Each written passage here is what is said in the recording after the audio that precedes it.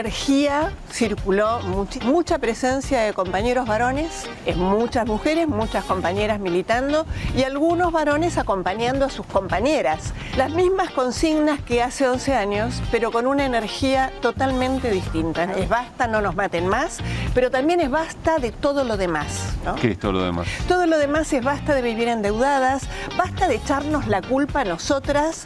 Si te despidieron, la culpa es tuya. Si te violaron, la culpa es tuya. Si te mataron, algo habrás hecho. ¿En qué momento ser pariente de un periodista implica un conflicto de interés? ¿Qué hacemos con los hermanos Neus que ganan una enorme cantidad de licitaciones y son amigos de la infancia de Santiago Caputo? ¿Qué hacemos con Carlos Maíquez, que le acaba el gobierno de dar y el Senado y algunos peronistas aprobar 5 años más? Pero además su hijo es el ministro de Justicia. ¿Y ahí no hay conflicto de interés? Como para enviar el pliego para que se extiendan 5 años la permanencia en la Cámara de Casación Penal, el máximo tribunal criminal y el que tiene además los casos de corrupción del gobierno. Permanentemente hay un mensaje que es un mensaje que te victimiza, que te acusa y además, bueno, una cobertura de medios donde se la han pasado durante estos días hablando de la mamá, de la familia, de la tía, de la nena, de la virginidad. Acá se cometió un delito, un feminicidio, un asesinato grave y esto es lo que se vivió en la calle. Creo que hay que mirar de frente al monstruo, hay que acompañar a quienes están trabajando en las áreas donde hay decisiones políticas. Dejemos de medirnos a ver cuánto estás un poquito de este lado y cuánto estás un poquito del otro. La verdad, el monstruo es enorme, nos matan de a una por día, no es cada 30 horas. Y tenemos un presidente que habló de un niño envaselinado, violado, atado en las puertas del Congreso. Pero sepan quienes todavía creen que puede haber una mujer que despechada inventa un incesto, que es mentira. Esto no es verdad. Están al servicio de las redes de pedófilos. Habrá que investigar un poco más algunas personas que hoy están en el gobierno para entender por qué. Esto yo creo que lo que demuestra es que Milei se mueve o bien por emocionalidad propia y después trata de acomodar un poco el argumento, o bien es la emocionalidad de Karina. Pero es un papelón, es un grado de pauperización institucional muy fuerte. Estas son las cosas que después le sirven a Patricia Bullrich para decir, en realidad este proyecto necesita, este modelo económico necesita un mayor respeto institucional. Y ese mayor respeto institucional, ese republicanismo lo represento yo. Porque como verán, Milei ya no puede. ¿Y la oposición qué política está construyendo? Porque Bullrich está construyendo, ¿eh? Total. Bullrich está construyendo su representación política. Está armando su perfil hacia las elecciones del 2027. ¿Y la oposición?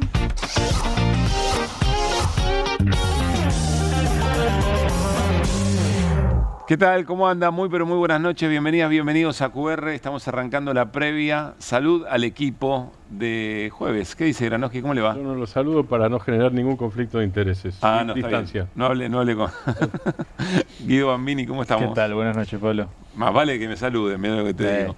Le mandamos un abrazo en espíritu, en corazón, a nuestra querida compañera Irina Hauser, que en este momento está esperando a ver si es reconocida con el Martín Fierro en Portales, con su trabajo periodístico, así que ojalá que mañana venga con eso bajo el brazo. Le mandamos un gran abrazo, debe estar en otra cosa en este momento, pero allí va nuestra fuerza y acompañamiento. Muy buenas noches, Carlos Heller. ¿Qué tal? Buenas noches, ¿cómo va? Era hora ya que volviera a su lugar de los jueves, ¿eh?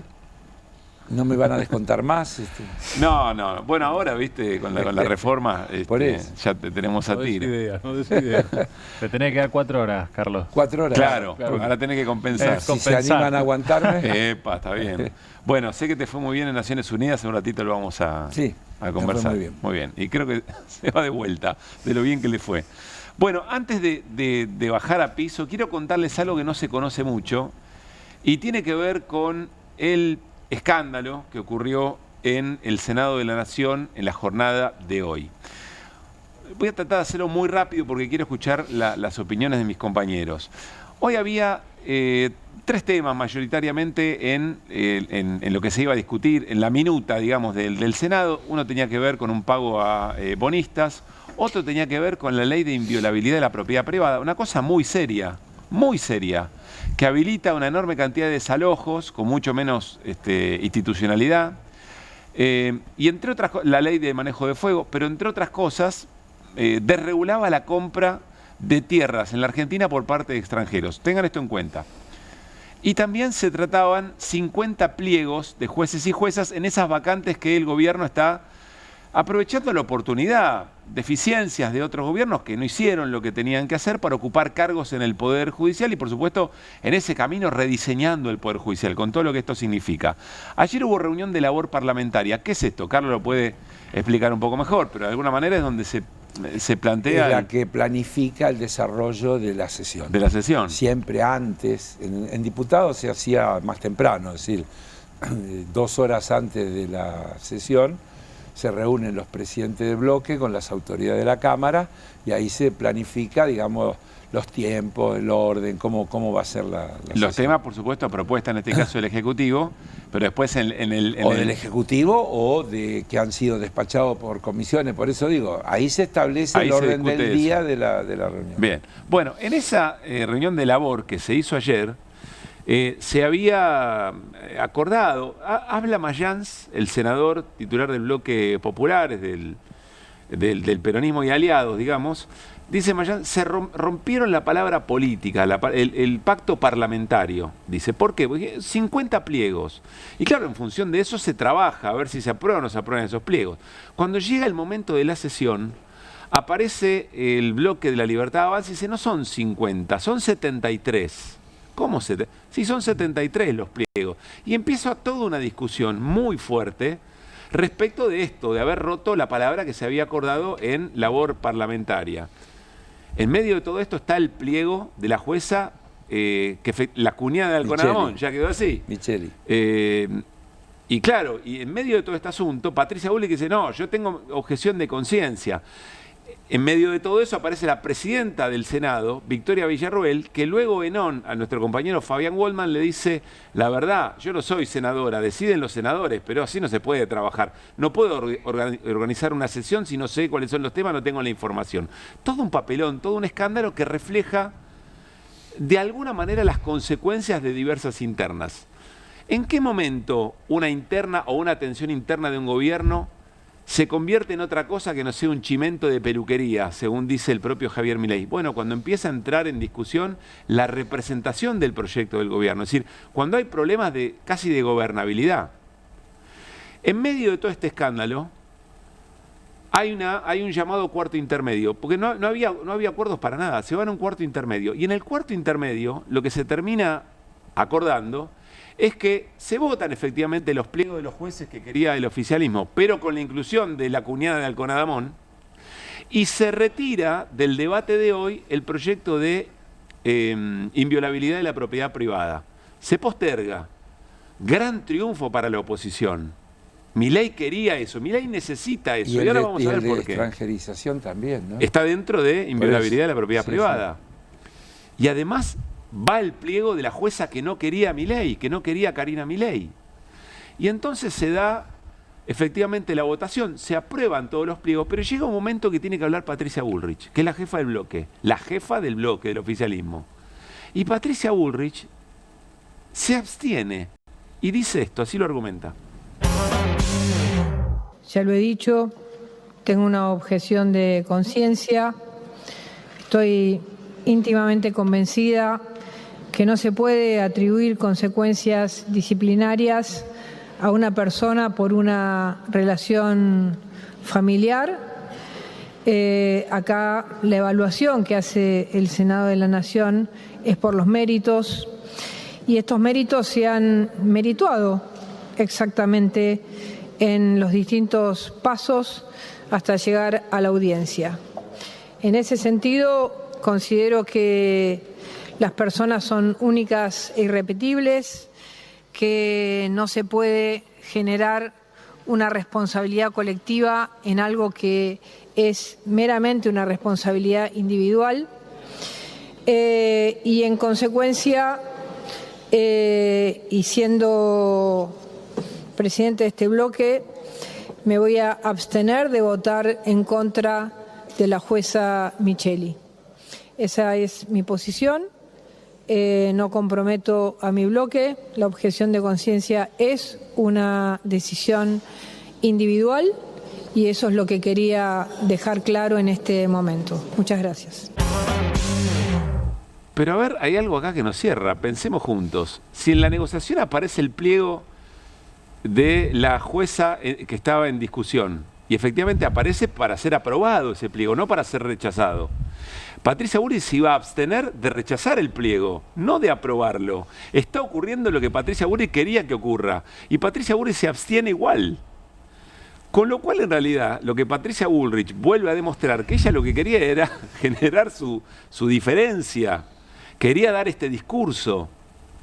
Y entonces ahí es donde me da la sensación, y lo abro a la charla, que acá queda, por si había alguna duda, acá queda claro primero que hay que ya no es un chimento interno, que ya no es una cosa de entretenimiento político, que acá hay un problema que se va manifestando a cierta institucionalidad del propio gobierno y que Patricia Bullrich no va, de aquí en adelante, no va a dejar oportunidad desaprovechada para marcar una diferencia. Porque además es presidenta del bloque, y los presidentes del bloque no suelen... Este es un caso especial, aparte de todo, por lo mismo que vos decís de la contradicción con el voto. Pero además los presidentes del bloque no son los que suelen abstenerse ni presentar objeciones de conciencia.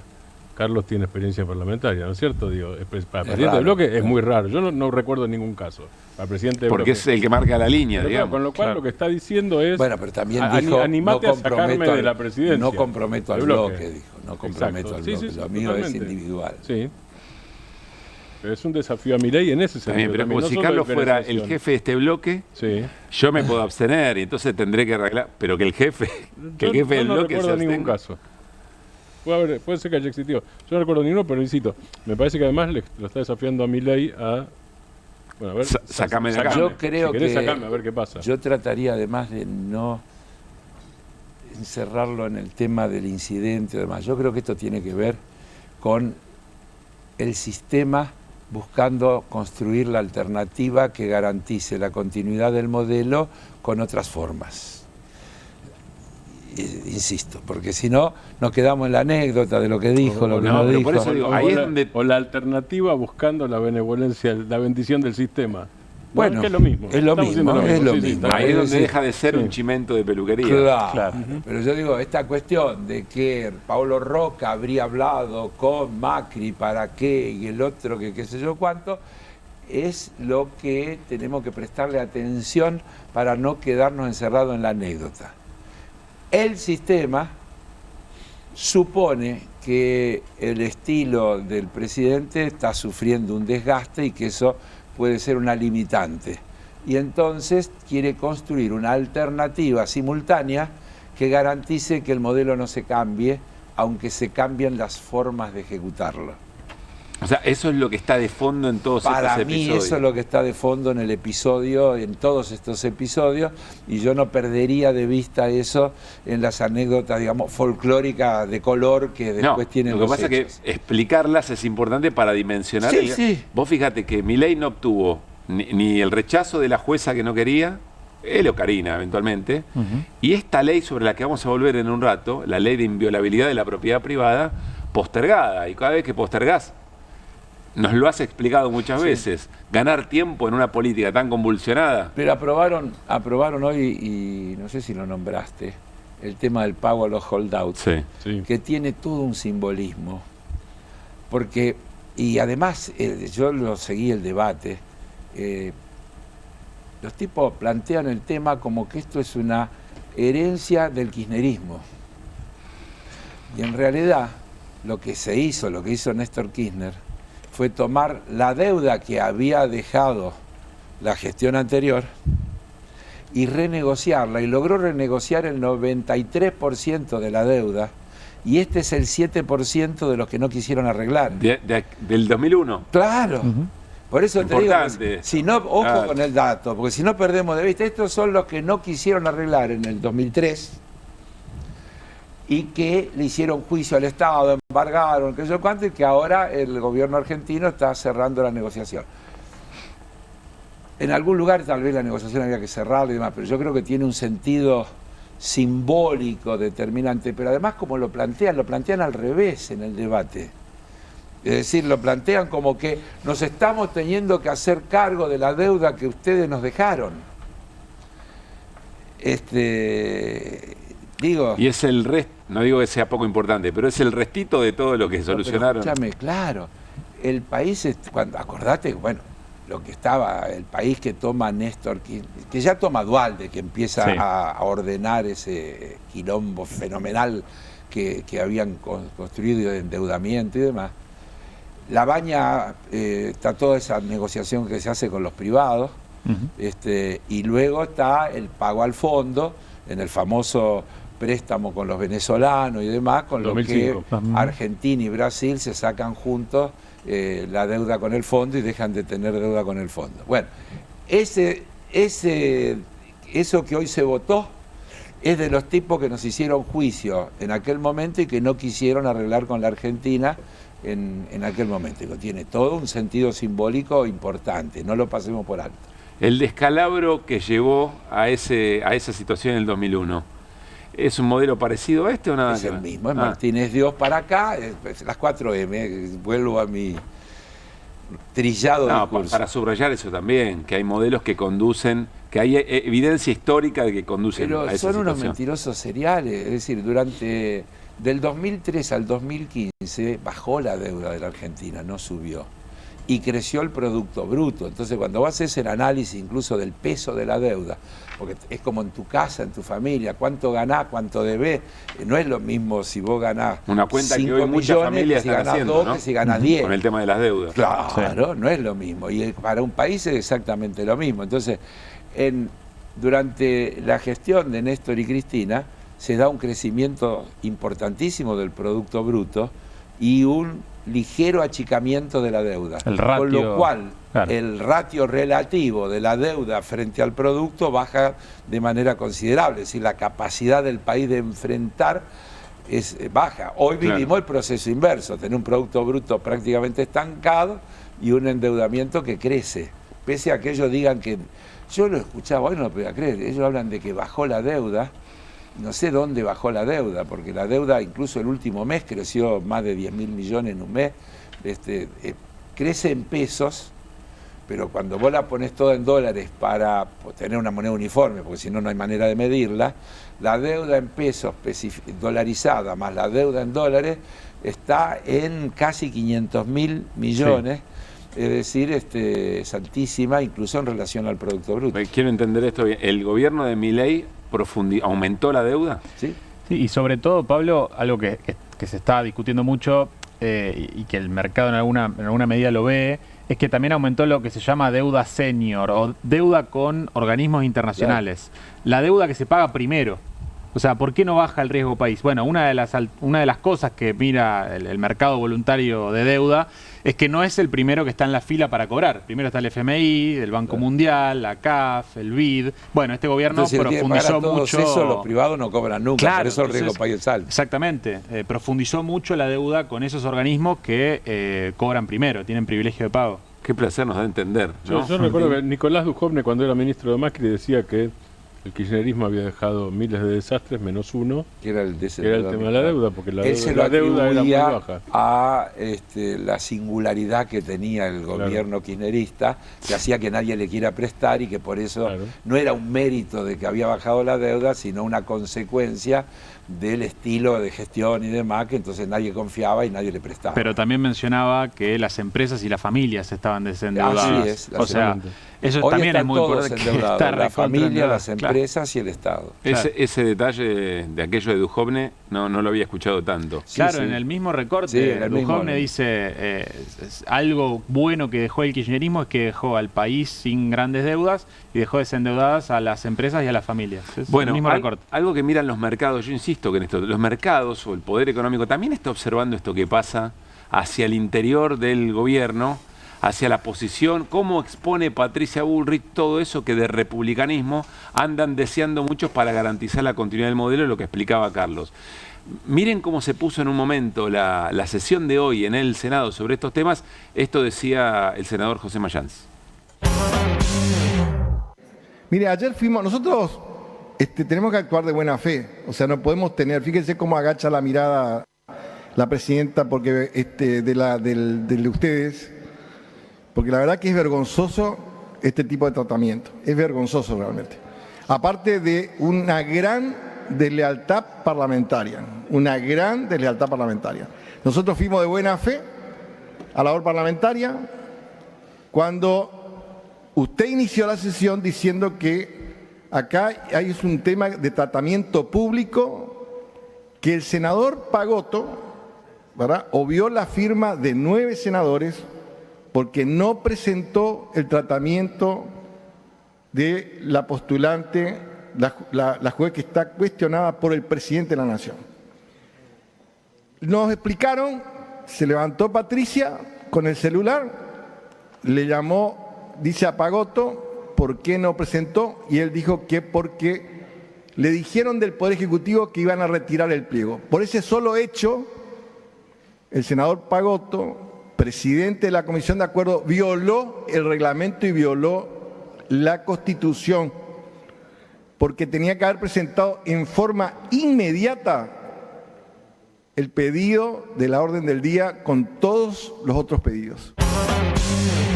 Andamos de acá para allá trabajando, los que tenemos trabajo, sumando alguno más, otros buscando trabajo, quienes pueden estudiar en las universidades, etcétera, etcétera, no tenemos tanto tiempo, pero hay una teatralidad dentro de estas sesiones, no lo digo peyorativamente, digo, hay toda una gestualidad tan interesante para leer lo que está ocurriendo.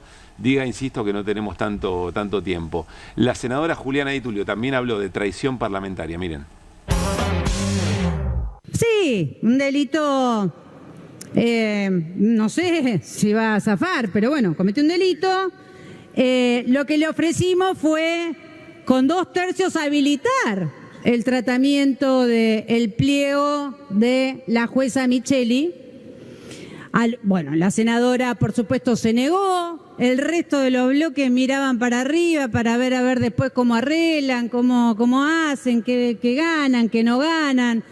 La presidenta del bloque no se envió al presidente del interbloque y a mí los 50 pliegos que se iban a tratar hoy.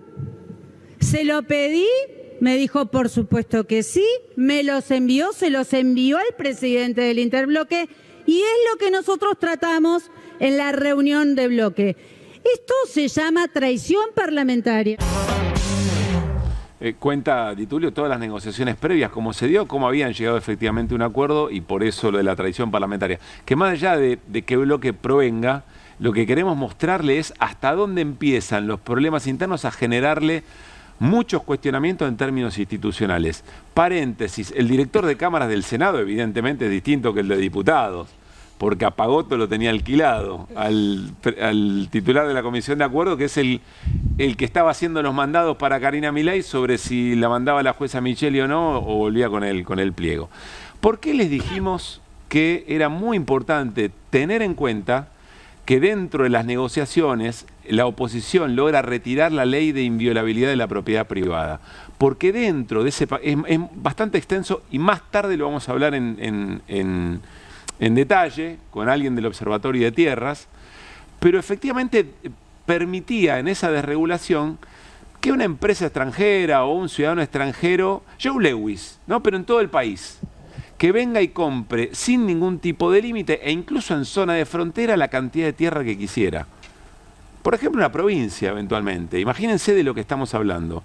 Vamos a ver qué tiene que ver con esto que hoy publicó el diario Financial Times. Es una nota del presidente Javier Milei que abajo dice con colaboración de Federico Sturzenegger. Es un dato importante ese también. Miren el título: Javier Milei, Argentina invita a la inteligencia artificial a liberarse. Al entrar en una nueva era tecnológica se debe permitir que la inteligencia artificial se desarrolle sin una regulación prematura. Esto ya dice un montón. Pero vamos a ver interpretaciones. Miren esta nota del diario AR. Milei pidió que las Big Tech se instalen en Argentina. Propone una ley de inteligencia artificial sin controles y empresas sin personas. El presidente y Sturzenegger firmaron juntos una columna en el diario económico más influyente del mundo para anunciar el proyecto de inteligencia artificial. Días atrás llegó al Congreso una reforma societaria que habilita empresas manejadas por algoritmos sin personas. La ley de sociedades la hablamos acá. La jugada está alineada al desembarco de Peter Thiel y Palantir. Vamos a ver el primer párrafo. Javier Milei eligió las páginas del Financial Times para hacer una jugada que excede la política doméstica, hablarle directamente a los inversores tecnológicos globales, ofrecerles a Argentina como el territorio más desregulado del mundo para instalar sus empresas de inteligencia artificial. La iniciativa está alineada al desembarco de Palantir de Peter Thiel, el tecnofascista, opinión por supuesto del diario AR, que eventualmente compartimos, que vive en Buenos Aires desde hace semanas. Y ahora vamos a ver cómo lo cuenta Pablo Cerdán, que es un abogado que está mirando muy de cerca este proceso. Hoy Javier Milei explica en el Financial Times un poco más la idea de Peter Thiel y Sturzenegger para regular empresas automatizadas en la Argentina, las DAO, compitiendo directamente con estados, como las Islas Marshall y otros paraísos fiscales, para radicar empresas automatizadas en las que los dueños del capital puedan limitar su responsabilidad al capital invertido. Es decir, de lo único que se van a hacer cargo, para disminuir los riesgos de la automatización absurda, sí necesitan al Estado. La propuesta, que Argentina compita con las Islas Marshall, las Islas Caimán o Dubái, para radicar empresas que funcionan solas, por algoritmo, sin empleados, empresas en las que los dueños del capital limitan su responsabilidad a lo que invirtieron y nadie más responde. El club al que Milei quiere entrar es el de los paraísos. El núcleo del planteo es ese. Milei pide responsabilidad limitada para esas corporaciones no humanas de inteligencia artificial y la llama una precondición para su existencia. O sea que cuando el algoritmo haga un desastre, estafe usuarios, etcétera, tipo Libra, que el daño lo absorba el capital invertido y listo, que nadie más responda. Bueno, y sigue hablando sobre efectivamente sobre este tema. Todo esto es lo que está en juego. Y además presentado en el Financial Times afuera, ¿no? Decía Woody González hace un rato, en términos de neocoloniaje, el virreinato, vos sos estudiante de historia por lo menos, el virreinato del Río de la Plata derramaba un poco más. Terminé. ¿Derramaste? Sí. Derramaba un poco más que esto. Sí, claro. El virreinato, por lo menos, no sé, generaba ciudades en todos lados. Hace un rato estuve en la entrega del doctorado, un colega del doctor, el honoris causa por la Universidad de Morón, Alejandro Lócar, juez de casación. Ajá. Antes habló Carlos Acaputo, sacerdote, miembro de la Pastoral Social. Y Acaputo contó que cuando estudiaba en Roma, cayeron unos señores, dice, todos vestidos de negro, muy prolijos, muy atildados, con una propuesta, en los años 80. Estaba haciendo un posgrado en Roma, con una propuesta. ¿Cuál era la propuesta? Cuenta Acaputo. Que desaparezcan los estados-nación. Y en todo caso, el mundo es global, así textualmente, el mundo es global y habrá un gerente por país. Bueno, hizo un silencio a Caputo y todos entendimos que se refería a eso que está contando. En los años 60 se formó la Trilateral Commission, años 60 y pico, que creo que presidía McNamara, la Comisión Trilateral, y que ya en ese momento planteaba el tema de que entre las 100 unidades económicas más grandes del planeta, más de 50 ya eran empresas y no estados, y que el mundo iba hacia eso, un mundo de empresas, no un mundo de estados, y que lo que iba a determinar en definitiva el funcionamiento era la relación entre las empresas, y que los estados eran una cosa, digamos, subalterna, formal. Estoy hablando, mirá de cuándo estamos hablando. Bien armando eso desde hace rato, ¿no? Pero si uno empieza a atar cabos y entonces piensa en esa ley de sociedades, en la ley bases, en la reforma laboral, en el superrigi, en la ley de inviolabilidad de la propiedad privada, en que soy un topo infiltrado dentro del Estado para destruirlo desde adentro. Frase fundacional. Claro, pero esa es la fase destructiva. Después viene la colonización de los Peter Thiel para ocupar y después viene Peter Thiel, ¿por qué? Porque tenemos la Patagonia. Todo el desarrollo de la inteligencia artificial necesita, entre otras cosas, mucha agua potable, muchísima agua potable, frío, porque la Argentina tierras raras como conductores también. Claro, entonces efectivamente es un botín preciadísimo que el gobierno argentino está poniendo a disposición y le está diciendo, vengan muchachos, es todo para ustedes. Pero Carlos, te voy a citar. no tenés que denunciar nada. Así es. Lo cuenta el presidente en el diario más influyente en términos económicos del mundo y cuenta cuál es su plan para la Argentina asociado con el sueño húmedo de Peter Thiel. Sí. Pero la gente se preguntaba, el otro día alguien me decía, ¿para qué vino este tipo a instalarse a la Argentina? Para esto. Está clarito. Sí, no vino a jugar al ajedrez. No vino a jugar al ajedrez. Tienen un objetivo de erradicación en la Argentina y sobre todo, insisto, en la Patagonia, por las condiciones de amplitud territorial, clima, cantidad de agua potable, etcétera, que no debe haber en otro lugar del mundo, y lo han elegido como un centro de operaciones. Sí, lejos de conflictos bélicos también. Lejos de conflictos bélicos. Así que vamos a tener una invasión. Yo insisto, estoy muy consternado por lo que está pasando y por cómo todas las piezas van encajando en un rompecabezas que se ve con mucha claridad. Y me pregunto si están a la altura el resto de incluso los sectores más conservadores, algún sector de la derecha, si está observando esto y cuáles creen que van a ser sus lugares y sus roles, aún en proyectos excluyentes, digamos, que los hemos tenido, pero, o te lo pregunto así, ¿esto es una novedad? A mí acá hay algo nuevo, acá no hay algo parecido al menemismo, a Martínez de Hoz, a Macri. Esta es la globalización, por eso o es la expresión última de eso. Este modelo, claro, este modelo que representa el trumpismo a nivel global y que tiene todos sus correlatos en los distintos países donde eso se ha ido instalando. Eso también es el uso de la inteligencia artificial para, a través de los algoritmos, hacerle el bocho a la cantidad de gente necesaria para poder ganar elecciones y poder hacer de manera legítima, porque vos fijate que ya ni siquiera necesitan golpe de Estado, ya no necesitan fuerzas armadas, les alcanza con el manejo de los algoritmos y con trabajar en el bocho de la gente como para que la gente crea que por ahí va a venir finalmente el bienestar y les dé el crédito suficiente. Lo hablamos fuera del aire, por eso se parecen tanto los discursos de Abelardo de la Espriella, de Keiko Fujimori. Así es. De Bolsonaro, casi están hechos crean el mismo monstruo, del comunismo. De Milei y de Trump. Sí. ¿Quieren agregar algo más para seguir mostrando lo explícito de todo esto? Miren, el presidente Javier Milei habló en la semana en el IAEF, sí. Un instituto de finanzas. Ejecutivo de finanzas. Y en un momento, cuando Milei se corre del guión, es cuando más hay que escucharlo. Tenía igual algo escrito. Vamos a pasarlo en dos tramos para que quede bien claro. En un momento habla sobre la salud, el Estado y su responsabilidad en la salud y en la educación como un seguro. Y después empieza a hablar de si efectivamente eso no podría ser reemplazado por seguros privados. Escuchen con atención el ejemplo que da de la pandemia.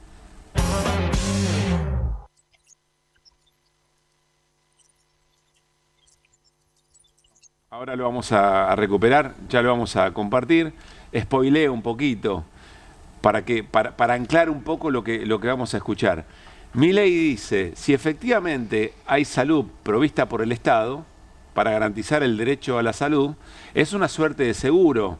Si cuando hay un acontecimiento donde lo necesitamos falla, y entonces dice la pandemia fue un desastre, es decir, el Estado como seguro de salud no funcionó, ¿para qué queremos el Estado? Hagamos un gran negocio de seguros. Muchas empresas de seguro que brinden cobertura de salud. Esa cobertura de salud y eventualmente educación, y hasta el Banco Central dice en un momento que efectivamente podrían cumplir ese objetivo. Por supuesto necesita la trampa de que el resultado de la pandemia en la Argentina fue un desastre, que lo dice.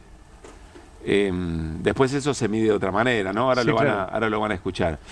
Pero quiero decir, el presidente una y otra vez y cada vez que puede, cada vez se anima a darle mejor contorno, más los proyectos de ley que se van impulsando, cada vez tiene un contorno más nítido cuál es el proyecto para la Argentina, ¿no? Si hay algo que tiene es eso, que dice clarito, yo dije, por eso insisto, no hay nada para denunciar ni nada para interpretar, porque Milei es literal y lo dice con todas las letras, no disimula nada. Es decir, Milei no dice hay que hacer un Estado eficiente, tenemos que resolver los problemas de la eficacia, dice, no, el Estado no sirve, hay que reemplazarlo por la iniciativa privada. Pero lo decía en la campaña electoral, la única educación que sirve es la que se paga, la única salud que sirve es la que se paga. Está bien, pero estaba consigna. anclado en una bronca de la gente, en una emocionalidad, en mucho enojo, inoculado, y otra parte quizás cierto, bueno, experiencias frustrantes de que el salario no te alcanzaba para... Claro, salario pero no el alcanzaba problema, más fácil. por eso, es que la discusión está planteada en un término falso, como ahora sigue planteada en un término falso. Es decir, toda esta discusión fiscal, que viene de la mano de, por un lado, bajar impuestos a las ganancias a las grandes empresas, porque se va a unificar en 30 lo que hoy es 25 a 35, hoy las pymes 25, las grandes 35, ahora todos 30, es decir, los grandes van a pagar menos, las chicas van a pagar más. Pero además te meten un montón de otras cuestiones que tienen que ver con desregulaciones, pero al mismo tiempo dicen tenemos que ampliar la base de la cantidad de trabajadores que paguen ganancias. Eso dice el FMI. El FMI lo dice y el gobierno lo repite. El gobierno lo repite. Tenemos que avanzar con el monotributo para que efectivamente sea un ingreso más importante. Es decir, hablan de ampliar la base fiscal sobre la base de no la verticalidad progresiva sobre las grandes fortunas, sino sobre la horizontalidad alcanzando a mayor cantidad de personas. Y ahí tenés definida toda la política y todo el modelo. Bueno, con mucha claridad. No tenemos ese corte, prometo que lo vamos a preparar para para mañana o para la semana que viene, pero era muy gráfico. Se trataba de eso, decir, el Estado no funcionó cuando vino la pandemia, entonces ¿para qué queremos ese seguro? Vayamos a un mercado de empresas de seguro, de salud, de educación, etcétera, etcétera, que es parte de lo que... ya hubo AFJP en este país. Ya hubo AFJP en este país, o sea, jubilación privada. Pero va un paso más allá. Y sí, la habla, total. Otra falacia que hoy mismo la veía en el debate. Hablan de cuando se recupera lo de las AFJP, de, digamos, el robo que le hicieron a las empresas. Es lo mismo que pasa con YPF. YPF nació como una empresa estatal, la privatizaron y luego se reestatizó. El sistema previsional era público y lo privatizaron y luego se recuperó. Pero se están comiendo el capítulo del medio como si no hubiera sucedido. Claro. Ojo que no es un detalle. O sea, el fallo no fue la recuperación de YPF, fue su privatización. El fallo fue la privatización, no la recuperación. Te están cambiando. Y en la recuperación te encontrás con todos los problemas que te encontrás. Que por ahí no tenés el capital suficiente, que no todo te quieren vender. Con todas las cuestiones que te encontrás por los hechos que sucedieron. Como va a pasar de vuelta cuando un gobierno de signo popular intente revertir toda esta situación y se va a encontrar con pactos de 25 años, 30 años que le han dado a todas esas empresas que están viniendo de derechos de hacer lo que se le cante prácticamente sin dejar un mango en la Argentina. Sí, no te ofendas, primero tienen que ponerse de acuerdo en un programa que genere consenso para hacer eso. Eso va a llegar, yo no me ofendo nunca. Yo discuto con vos nada más, pero no me ofendo. Eso va a llegar más temprano. Porque si después vuelve a llegar... Va a llegar más temprano, más tarde. Y empiezan las discusiones, que si voy, que si vengo, que no hay correlación de fuerza. Jugamos con las negras siempre. Hay que asumir que jugamos con las negras siempre. No asumirlo es un análisis simplista a mi modo de ver. Estamos en minoría de relación de fuerza siempre.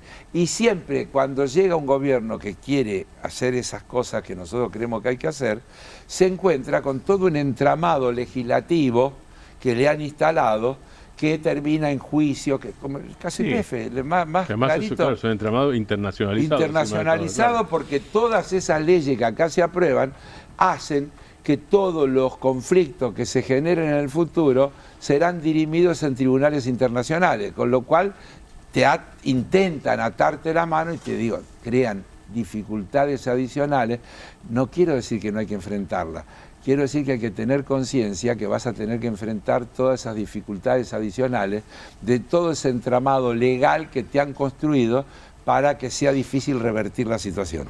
Hay un dato hermoso en la ley de sociedades, hermoso, por supuesto, es irónico, porque básicamente dice que los estatutos de las empresas, el proyecto de ley de sociedades, los estatutos de las empresas se pueden regir de acuerdo a las reglas de juego del país que elijamos nosotros y nosotros armamos una empresa. Claro. Y el estatuto estará por encima de las leyes nacionales. Claro.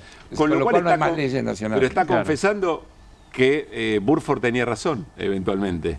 ¿no? Claro. Bueno, en medio de todo esto hay un personaje también que hay que destacar, que es Federico Sturzenegger, que hoy, cada vez que Federico Sturzenegger sale a hablar y a explicar las desregulaciones, yo recuerdo siempre a Durán Barba, que una vez le dijo, vos no expliqués nada, vos hablá de tus hijos, porque si no vas a hacer Lo dijo líos. Sturzenegger en un reportaje. Sí, lo dijo, en una universidad. Claro, creo que en Estados Unidos. Sí, vos señor. cuando vos decís tal cosa, hablás de tus hijos, de tu casa, de qué sé yo. ¿Por qué le dijo Durán Barba? Lo debe tener bloqueado Sturzenegger a Durán Barba, porque cada vez que habla dice estas cosas, mirá. Que el que usó siempre, el que usamos siempre. Para, Gonzalo, me dice que el PBI está en pico. Sí. Me dice que el consumo está en pico, que no quiere decir que todo el mundo esté en pico.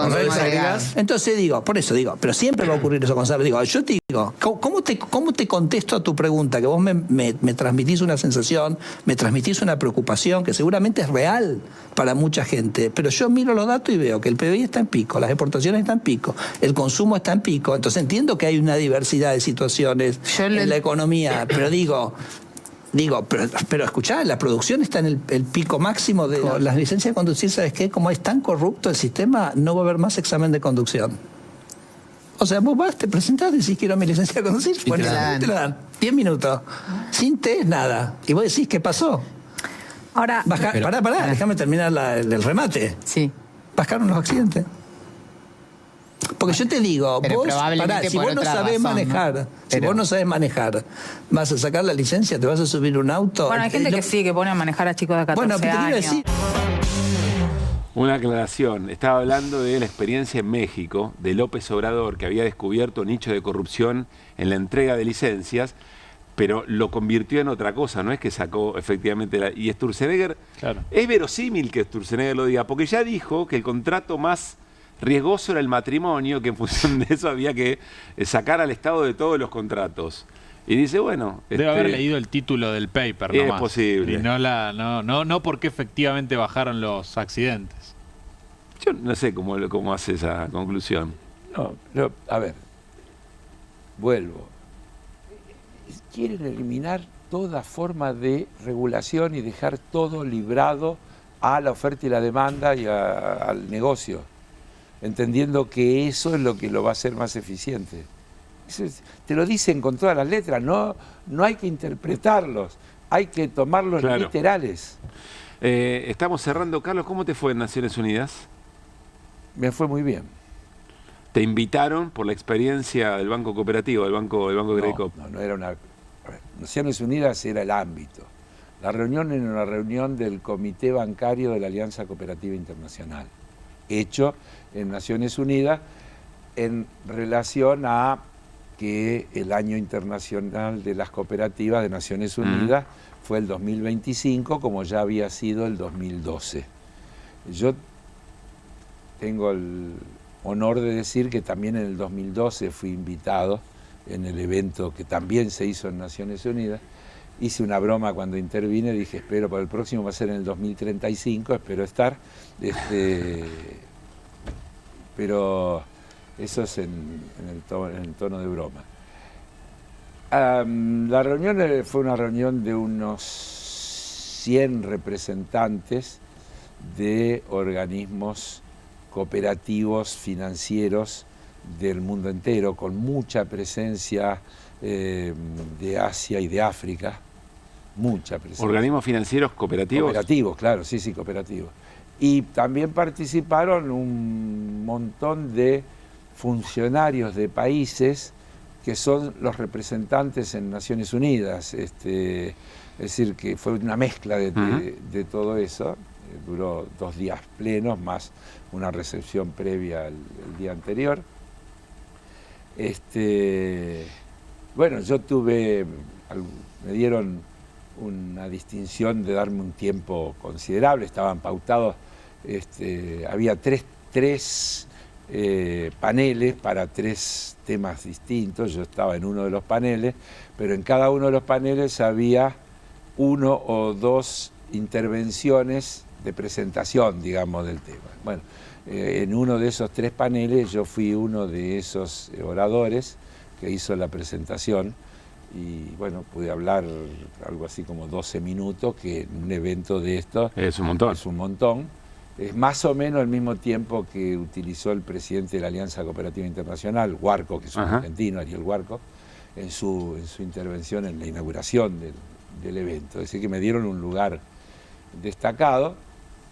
Y bueno, yo diría que lo más destacado desde el punto de vista de lo que represento, porque creo que lo fundamental es eso, es que cuando terminé mi intervención, 10 minutos después, el director ejecutivo de la Alianza Cooperativa Internacional me mandó un mensaje invitándome a un evento que se va a hacer ahora a fin de este mes en Bruselas, de 50 líderes del cooperativismo mundial, para discutir el escenario global, redactar un documento respecto de el modelo de mundo al que el movimiento cooperativo... Un posicionamiento en este momento del mundo desde el cooperativismo. Exacto, así es. ¿Es algo que ya viene ocurriendo?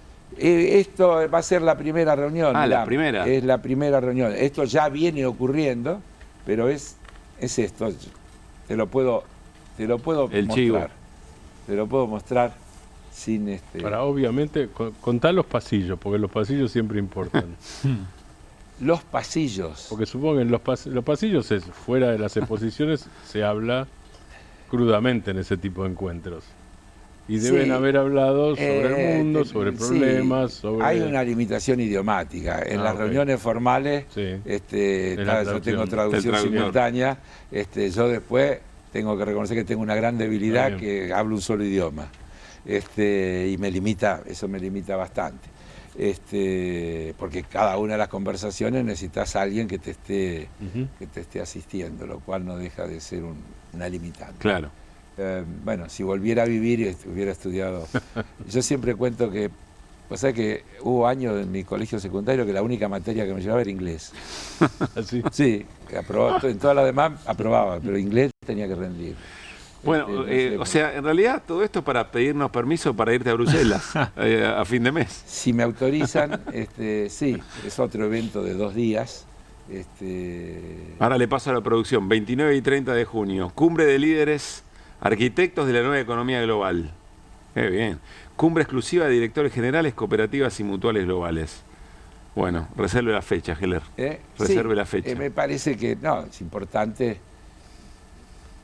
No te voy a decir que no es importante desde el punto de vista personal, pero también es esencialmente importante desde el punto de vista institucional, como representante yo del movimiento cooperativo de la Argentina y en particular del cooperativismo financiero. No, y en este momento del capitalismo y en este momento de grandes tensiones, el cooperativismo...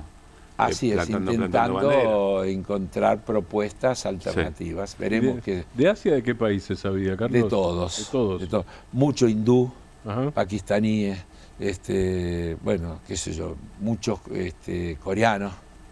¿El sudeste? ¿Sudeste asiático? Sí, de todos había. De China no. China se ve que no tiene desarrollo cooperativo financiero, por lo menos se ve que no tiene, porque no había representación de China. Interesante ese dato también. Sí, mucho de países africanos, mucho de latinoamericanos, Ecuador, Honduras, Salvador, etcétera, donde todo ese desarrollo tienen, a diferencia nuestra, un rasgo en general, esas cooperativas, sobre todo las latinoamericanas, muy marcada de asistencia a los pobres. Nuestro cooperativismo de crédito está más orientado a los sectores medios, a las pymes, etcétera. Creo que en esos países tampoco debe haber pymes. Es decir, ahí ya se hizo la reforma del 2080 o del 90-10. Y entonces lo que hay es mucho más tema vinculado a cómo asistir a los sectores más carenciados. Y todos tenían desde luego un común denominador, que la gente está peor y que tiene problemas para pagar. Porque el problema no es dar el crédito, sino cómo hacer para que te lo devuelvan. Y si no te lo devuelven, las entidades no pueden funcionar. Y entonces, bueno, todo el debate giró mucho alrededor de las necesidades legislativas para que las entidades de este tipo tengan un trato diferencial en función de los sectores sociales a los que atiende. Vamos, para explicarlo. Bueno, felicitaciones y ya veremos cuánto. Pero el jueves que viene estás. Sí, sí, el otro también. El jueves que viene va a tener una agenda muy especial. No, esa agenda es la jornada después del tercer... ¿No? Después del tercer partido argentino. Es correcto, claro. El jueves que viene vamos a tener... No, Jordania me agarra afuera.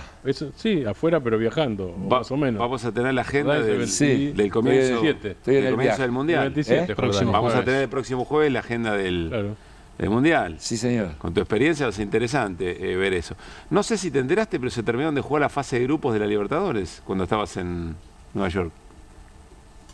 Me estás chichoneando para variar. No es un buen día para Central encima, Carlos. No.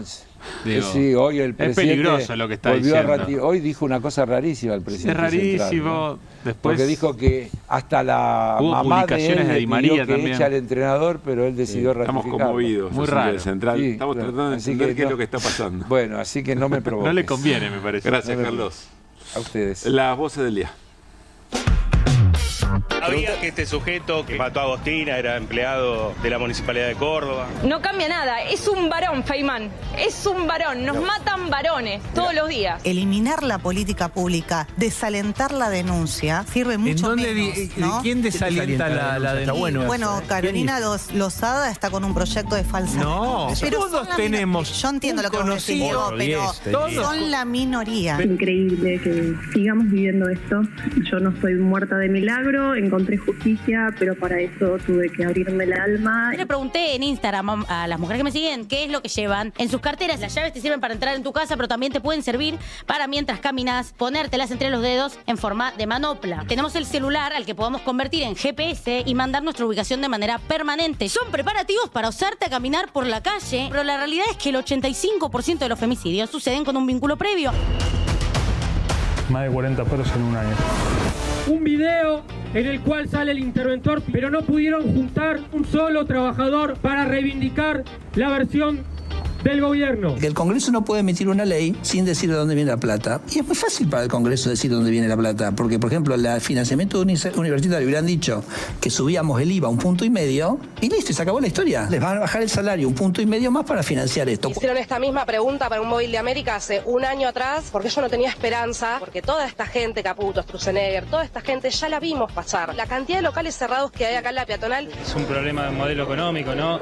Esta ley va a intentar aminorar la caída. Estamos perdiendo cerca de 2.000 empresas por mes. Llamale Diego Maradona si querés, pero se puede construir unidades de 15 metros cuadrados. Podrías tener un Diego Maradona a $38.000. Venimos a rechazar este tratamiento que pretende quitarnos soberanía, quitarnos derechos sobre el territorio. No solo es la entrega de nuestra agua, es literalmente la entrega de nuestro país. Bajar 25% de los femicidios en 2 años es algo realmente importante, porque el que las hace las paga. Te felicito porque le dijiste femicidios, cosa que no hace tu ministra. Los entregadores de montoneros se comportan de esa forma, no solamente entregan a sus compañeros, sino que aparte de eso entregan el sistema sistema republicano de gobierno. Que se ratifique la labor parlamentaria que nosotros fuimos, votamos de buena fe, y después se fue a ponerse una foto con Karina Milei porque se están cayendo a pedazos para ver cómo hacer para sostener un gobierno corrupto como el que tenemos. 25.000 empresas, golpe a la producción y a la industria argentina, eso sí es un golpe.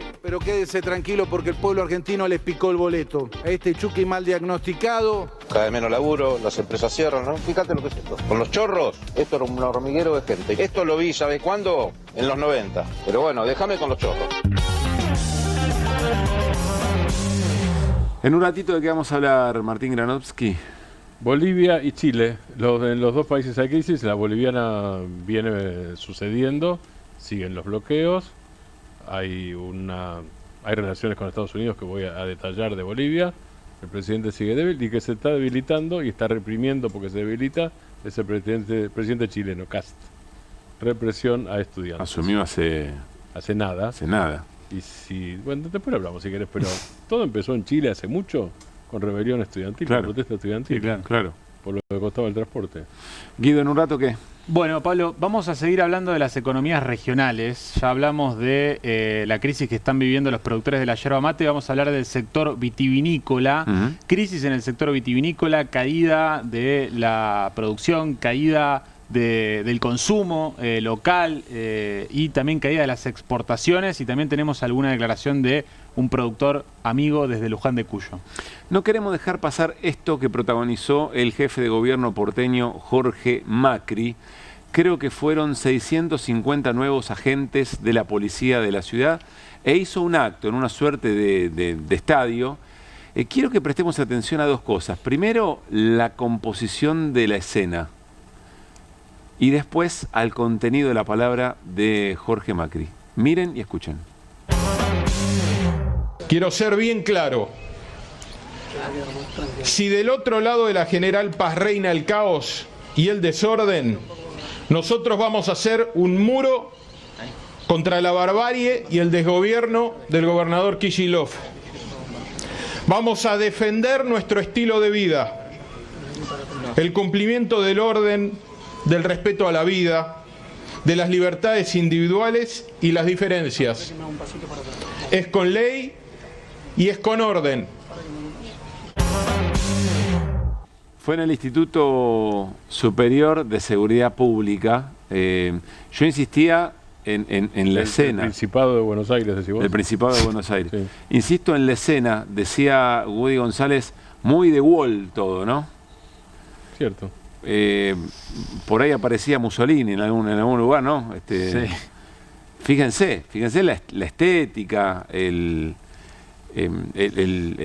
la disposición, ¿no? Todo muy de otro tiempo, por decirlo muy amablemente.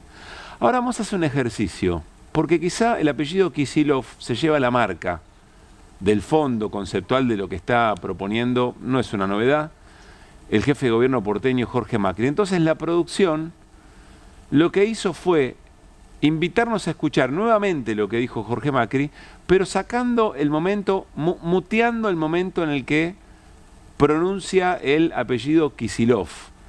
Quizá, insisto, para que no se lleve la marca y para que nos quedemos con mayor atención en lo que está proponiendo de fondo. A ver.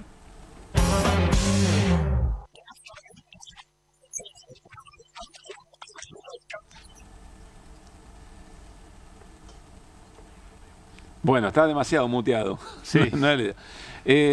Andamos ahí con algún problemita técnico, pero el ejercicio ese sí creo que lo podemos hacer imaginariamente.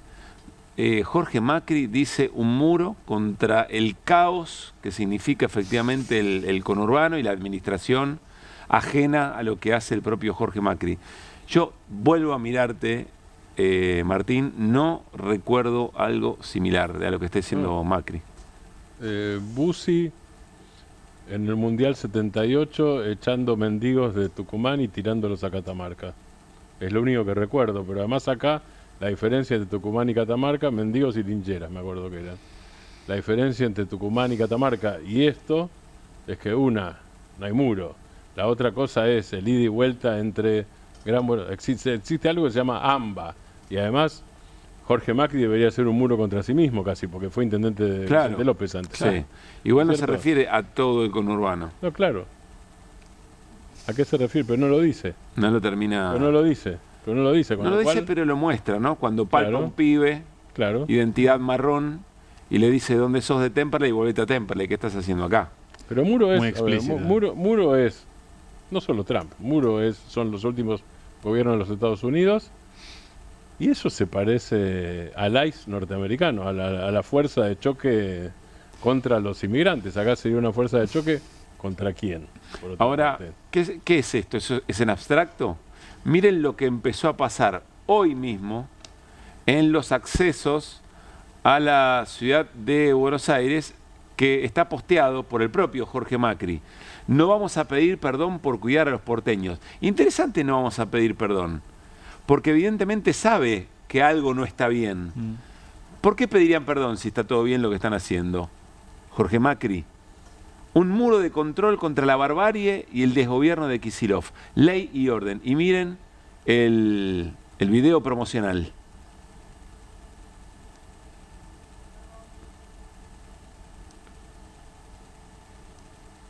Tenía audio, ¿no? Si no me equivoco, había una música muy rockera, rock pesado. Miren eso. Eso empezó a pasar hoy cerca de las 7 de la tarde en los accesos a la ciudad de Buenos Aires. Y efectivamente, cada vez que un vehículo pasa, se muestra otro video que acompaña, mostrando que efectivamente había pedido de documentos, pedido de documentación, para quienes estuvieran ingresando de la provincia de Buenos Aires a la ciudad de Buenos Aires. Mire Macri que un día los laburantes de la provincia de Buenos Aires que vienen a la ciudad a cumplir una enorme cantidad de tareas, se van a calentar y van a decir, no vamos nada. Claro, a que funcione la ciudad de Buenos Aires. Y hay que ver. Son millones. Ahí, ¿no? Sí, claro. Estoy hablando de millones de personas. Y al revés también. Tal cual. Claro. Y al revés también. Sí. Bueno, además es la ineficiencia, digo, cerrar el tránsito así. Cosas que no queremos dejar pasar y venimos insistiendo mucho aquí en QR. Les hablamos hoy de un triunfo de la oposición en el Senado, porque en medio de las desavenencias internas de La Libertad Avanza, en una negociación para que se voten los pliegos que quería efectivamente el oficialismo, pliegos de jueces, la negociación implicó que la ley de inviolabilidad de la propiedad privada se postergue para más adelante, vuelva a comisión, insistirá seguramente el gobierno. Vamos a saludar a Pablo Volkin, es coordinador del Observatorio de Tierra. Hola Pablo, Pablo Caruso saluda en QR con Martín Granoski y Guido Bambini. ¿Cómo estás? ¿Qué tal, Pablo? Un gusto, un saludo para Martín Damiri y para Guido, un placer estar y también para la audiencia. Para nosotros también. Es cierto que es una ley que tiene varias cuestiones, ¿no? Modificación de la ley del manejo del fuego, cuestiones vinculadas a los desalojos, también había cosas que tenían que ver con urbanización y organización dentro de los territorios. Creo que eso, por una presión muy fuerte de la Iglesia Católica, se echó para atrás, pero también estaba esta posibilidad, vos corregime, caracterizalo como te parezca, de que extranjeros puedan comprar casi sin límite o sin límite directamente tierras en la Argentina. ¿Qué están observando de este proyecto? Sí, efectivamente, nosotros lo venimos denunciando desde que Adorni, en sus conferencias que eran habituales ya desde diciembre, fijó que se iba a abrir la venta de tierras total en Argentina. Acá hay que explicar 2 o 3 puntos muy importantes. El primero es que la ley que está vigente todavía, la 26.737, impone un límite. En realidad te diría 3 tipos de límite. Un primer límite que es que no puede estar más del 15% de la tierra, ya sea del total del país, de una provincia o de un departamento en manos extranjeras. Un segundo límite y es que no puede haber una misma nacionalidad extranjera con más del 30% de esa tierra extranjerizada. Y otro límite tercero que es una cantidad de tierra por sujeto, persona física o jurídica, que por ejemplo en la zona núcleo de nuestro país, la zona más rica en términos del valor de la tierra y la productividad, es de 1000 hectáreas y que eso después se replica con otras dimensiones en el resto de los territorios nacionales. Y hoy lo que está sucediendo con este proyecto de ley es que directamente lo que se hace es eliminar cualquier tipo de regulación. O sea, nosotros la llamamos, en lugar de ley de inviolabilidad de la propiedad privada, directamente la denominamos ley de extranjerización de la Argentina. O sea, elimina cualquier tipo de restricción. ¿Y con qué argumento? ¿Cuál es el argumento del gobierno?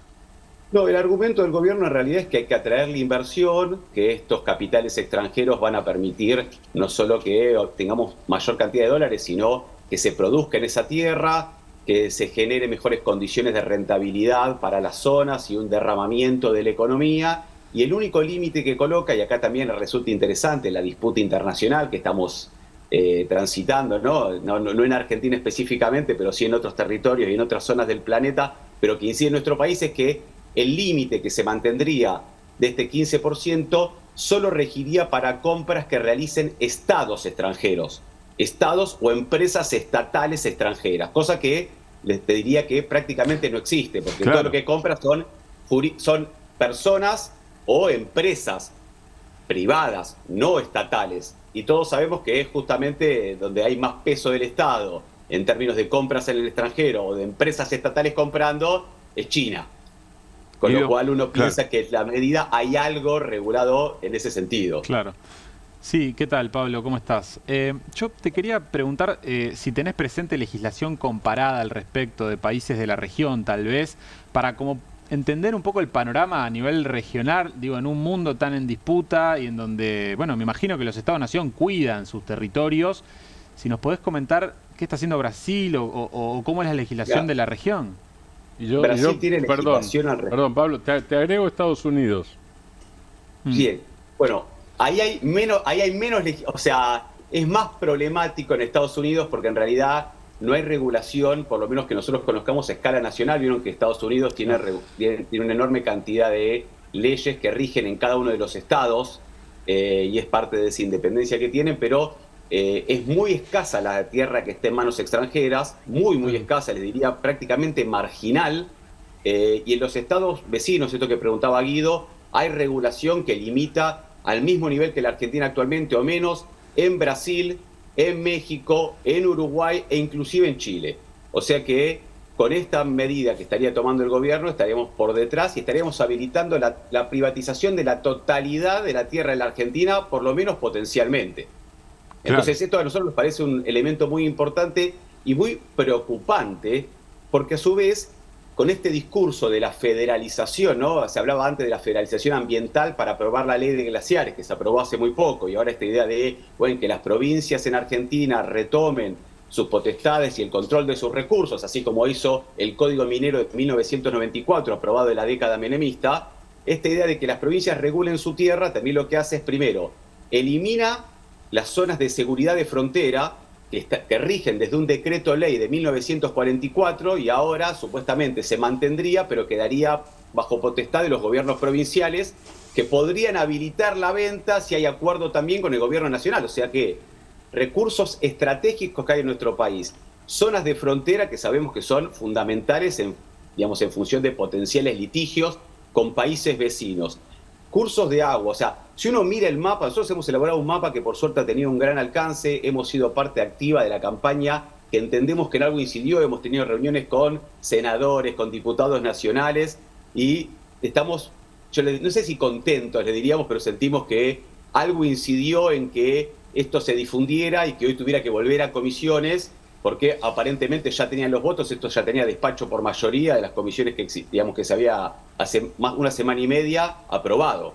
Claro. Entonces, simplemente para terminar esta idea, esto es muy preocupante y nosotros creemos que es fundamental avanzar. Y si ustedes agarran el mapa que nosotros elaboramos, que está en el www.observatoriodetierras.com, que están proyectando aquí exactamente, verán que lo que armamos es una especie de semáforo. El color verde son aquellos espacios en nuestro país que no superan el promedio nacional. El promedio nacional que está extranjerizado hoy es de un 5%, así como figura, pero si bien eso estaría por debajo de lo que rige la ley, cuando uno mira las situaciones departamentales, encontramos con que hay 36 departamentos en nuestro país que hoy ya están por fuera de lo que rige la ley, o sea que superan el 15% de la superficie extranjerizada. Y eso es un gran problema porque inclusive hay algunos que superan el 40, el 50 y casi el 60% de la tierra extranjerizada. Y por eso esa especie de semáforo que armamos entre verde, tonalidades de amarillo, inclusive tonalidades de rojo, que son aquellas que están superando el 15%. ¿En dónde están esas? Mira, por ejemplo, las que están más extranjerizadas en este momento, tenés 2 en la provincia de Salta, Molinos con el 58% de la tierra extranjerizada y San Carlos con el 60%. Después podemos decir General La Madrid de La Rioja, 57%. Ustedes toman dimensión de lo que estamos hablando, ¿no? 57% de la tierra extranjerizada. En Neuquén, Lácar con el 54%. En la provincia de Buenos Aires, el partido de Campana tiene el 50% de la tierra en manos extranjeras. En Iguazú, provincia de Misiones, 40%. En Ituzaingó, provincia de Corrientes, el 34%. O sea, si ustedes miran el mapa y lo miran completo, van a ver la zona cordillerana por un lado, donde aparte después nos tomamos el trabajo de, sobre la base de la información, del pedido de información pública que le hicimos al gobierno y venimos realizando sistemáticamente, nos obtuvimos estos datos que son del Registro Nacional de Tierras Rurales y eso lo cruzamos, ustedes ahí pueden superponer capas, con las zonas de glaciares y periglaciares de los informes del IANIGLIA, los proyectos mineros en actividad y en proyección, con información oficial del CIACAM, y las comunidades indígenas de la Argentina registradas y en vías de registro del ya desaparecido INAI. Y si uno superpone las 4 capas y ve extranjerización de tierra, recursos mineros, poblaciones originarias y zona de glaciares, es atroz las conclusiones que uno puede sacar. Qué bárbaro. La verdad que la conclusión supongo es que todo se superpone. Claro. Exactamente. Y entonces lo que uno ve es que si a esto le sumamos la aprobación del RIGI y ahora del Super RIGI, en donde es la explotación de los recursos, el saqueo de los mismos y la fuga de todos esos capitales, o sea, la remisión completa de la riqueza más las utilidades que genera esa riqueza, entendemos que es una ley de extranjerización y saqueo de la Argentina. Pablo, estamos charlando con Pablo Golkin, coordinador del Observatorio de Tierra, pero quiero agregar, es profesor investigador de la UBA, dirige el programa de investigaciones sobre historia agraria. Qué valioso todo esto que están generando. Importante recordar que esto casi hoy se vota en el Senado. Casi les diría que por las discusiones internas que el propio gobierno tiene, se logró que vuelva a comisión. Veremos ahora qué ocurre. Déjame preguntarte si a toda esta ecuación sumás a Peter Thiel y lo que hoy el gobierno argentino publicó en el Financial Times, que iba casi prácticamente a entregar sin condiciones, desregular todas las condiciones posibles o dar muchas facilidades para empresas de inteligencia artificial. ¿Qué te da esa cuenta?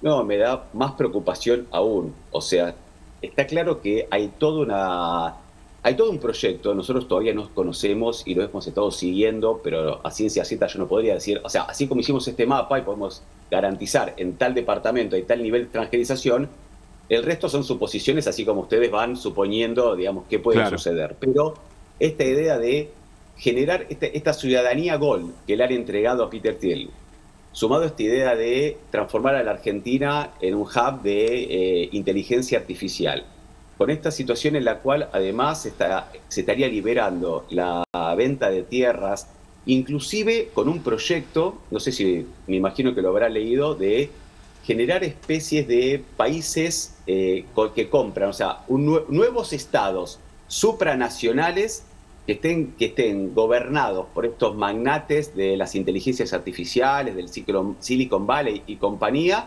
que tengan absoluta autonomía, casi como territorio diplomático en donde el Estado Nacional pierde total soberanía. Entonces, si compran esa tierra y eso se lo entregan y acuerdan eso con Peter Thiel, como con otros, uno pierde directamente el control sobre un espacio del territorio nacional.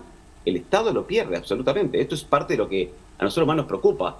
Lo entendemos como una afectación a la soberanía muy severa de nuestro país. Además, a diferencia de otras cosas que igual siempre puede ser muy difícil, casi es muy difícil volverlo para atrás, digamos, ¿no? ¿Cómo se recuperaría de una situación así? Es que es muy difícil. Digamos, nosotros detectamos 36 departamentos en la Argentina que superan lo que regula la ley, que es el 15%, pero que la ley legisla desde el día que se sanciona para adelante, no con retroactividad. Claro. Por lo tanto, no se podía. Vos tendrías que ir a una medida mucho más profunda. Y yo les incorporo un elemento más, si ustedes quieren, y es el problema de la tierra. A veces nosotros perdemos de vista, la Argentina es un país sobre todo urbano, ¿no? Con un porcentaje, digamos, infinitamente superior a la de la población rural, pero la tierra es un bien, un recurso, un espacio que es irreproducible y es limitado.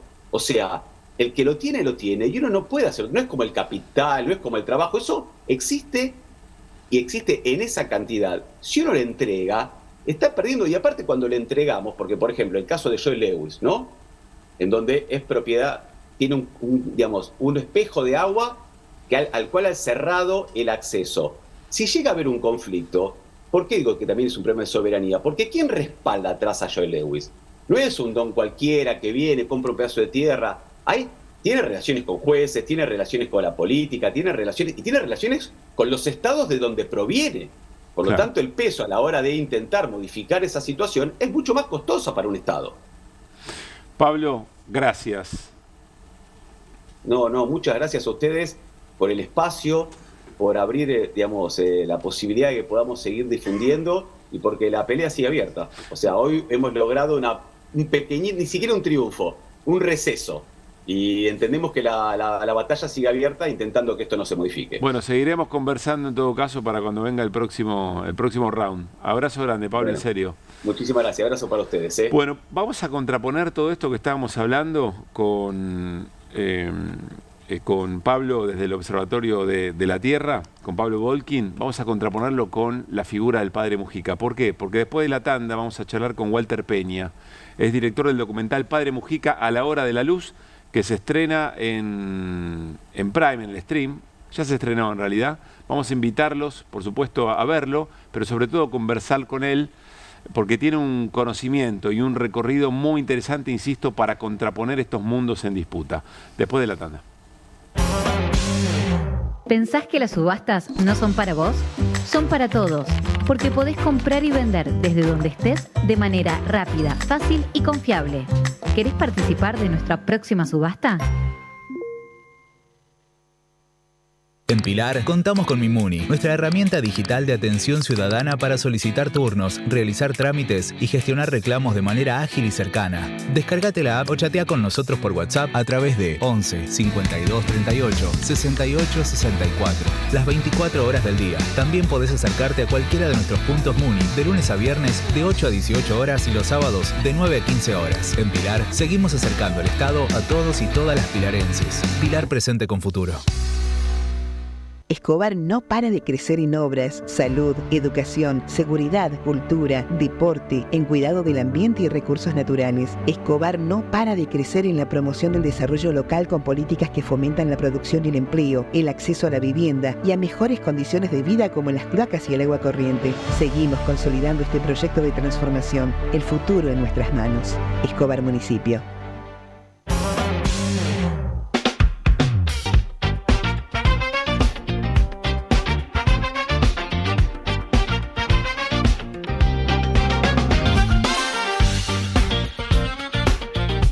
Con Telecentro, conectados de gloria sigamos. Pedí tu Deco 4K con tecnología Android TV más la mejor internet de 700 megas Wi-Fi 6 a solo 31.999 pesos. Telecentro, conectando con vos. Canal E, todo el tiempo, toda la economía.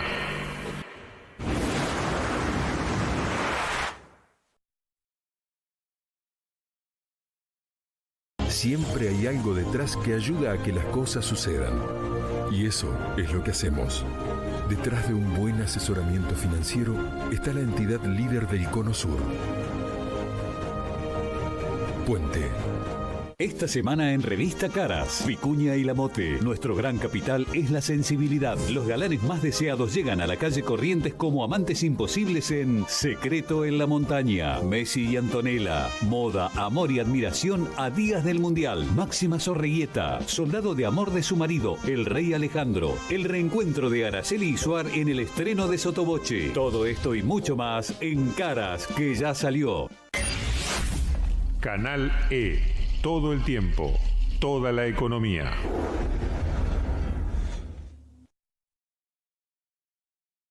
¡Viva la libertad, carajo! ¡Viva la libertad, carajo! Si no se grita viva la libertad humildemente, no se grita viva la libertad. Si no se grita viva la libertad riendo, no se grita viva la libertad. Prepárate porque la vas a pasar mal, porque te voy a pegar un baile morboso. No vas a saber ni dónde estás parado. Si no se grita viva la libertad con amor, no se grita viva la libertad. Al zurdo de mierda no le podés dar ni un milímetro. Ustedes, hijos de los hijos, gritan con desprecio, con rabia, con odio, viva la libertad. Por eso no gritan viva la libertad.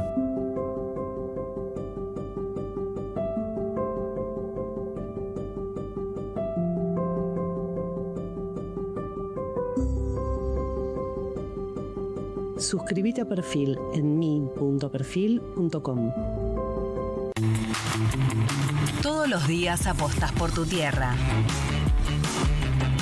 Y en Galicia compartimos estos valores. Tenés financiaciones para tu agronegocio. Tenés Galicia.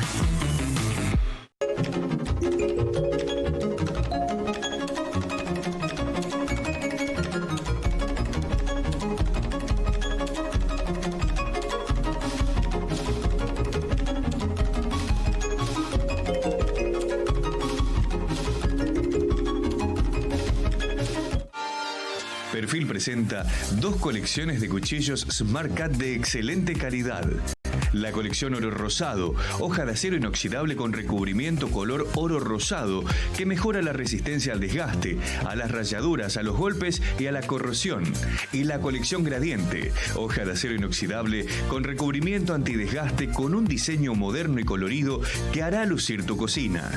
Encontralos en todos los kioscos del país. Fascículo más cuchillo a tan solo 17.900 pesos.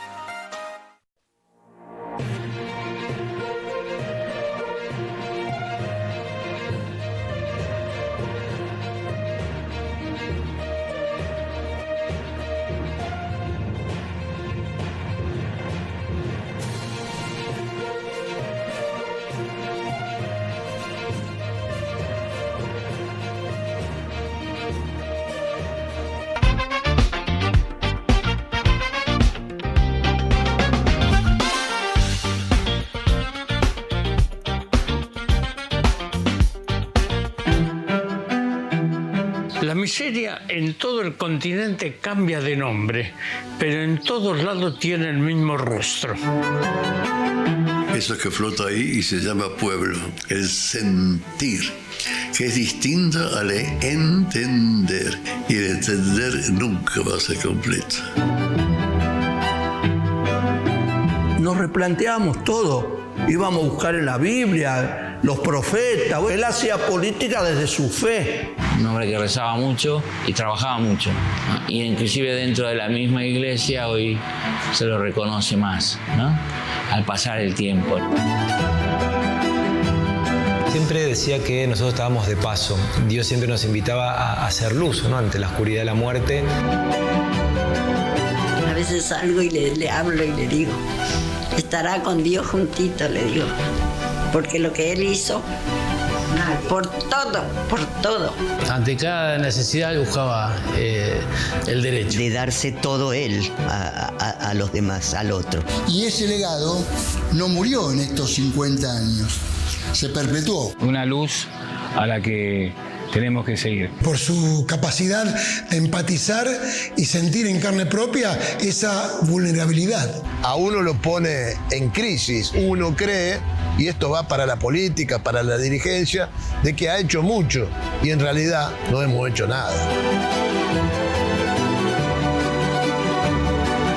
Nuestros viejos, nosotros, y hoy que podemos decir algo de Carlos, poco, pero queremos decir algo. Nosotros no nos ha contado nadie estas cosas, es muy bien. Luchamos por cosas transitorias que se van a ir. La forma que luchamos y las opciones que hagamos muchas veces son las que quedan como una semilla para enfrentar nuevas situaciones. Es el testimonio más alto de una entrega, de una vida absolutamente comprometida, de un martirio.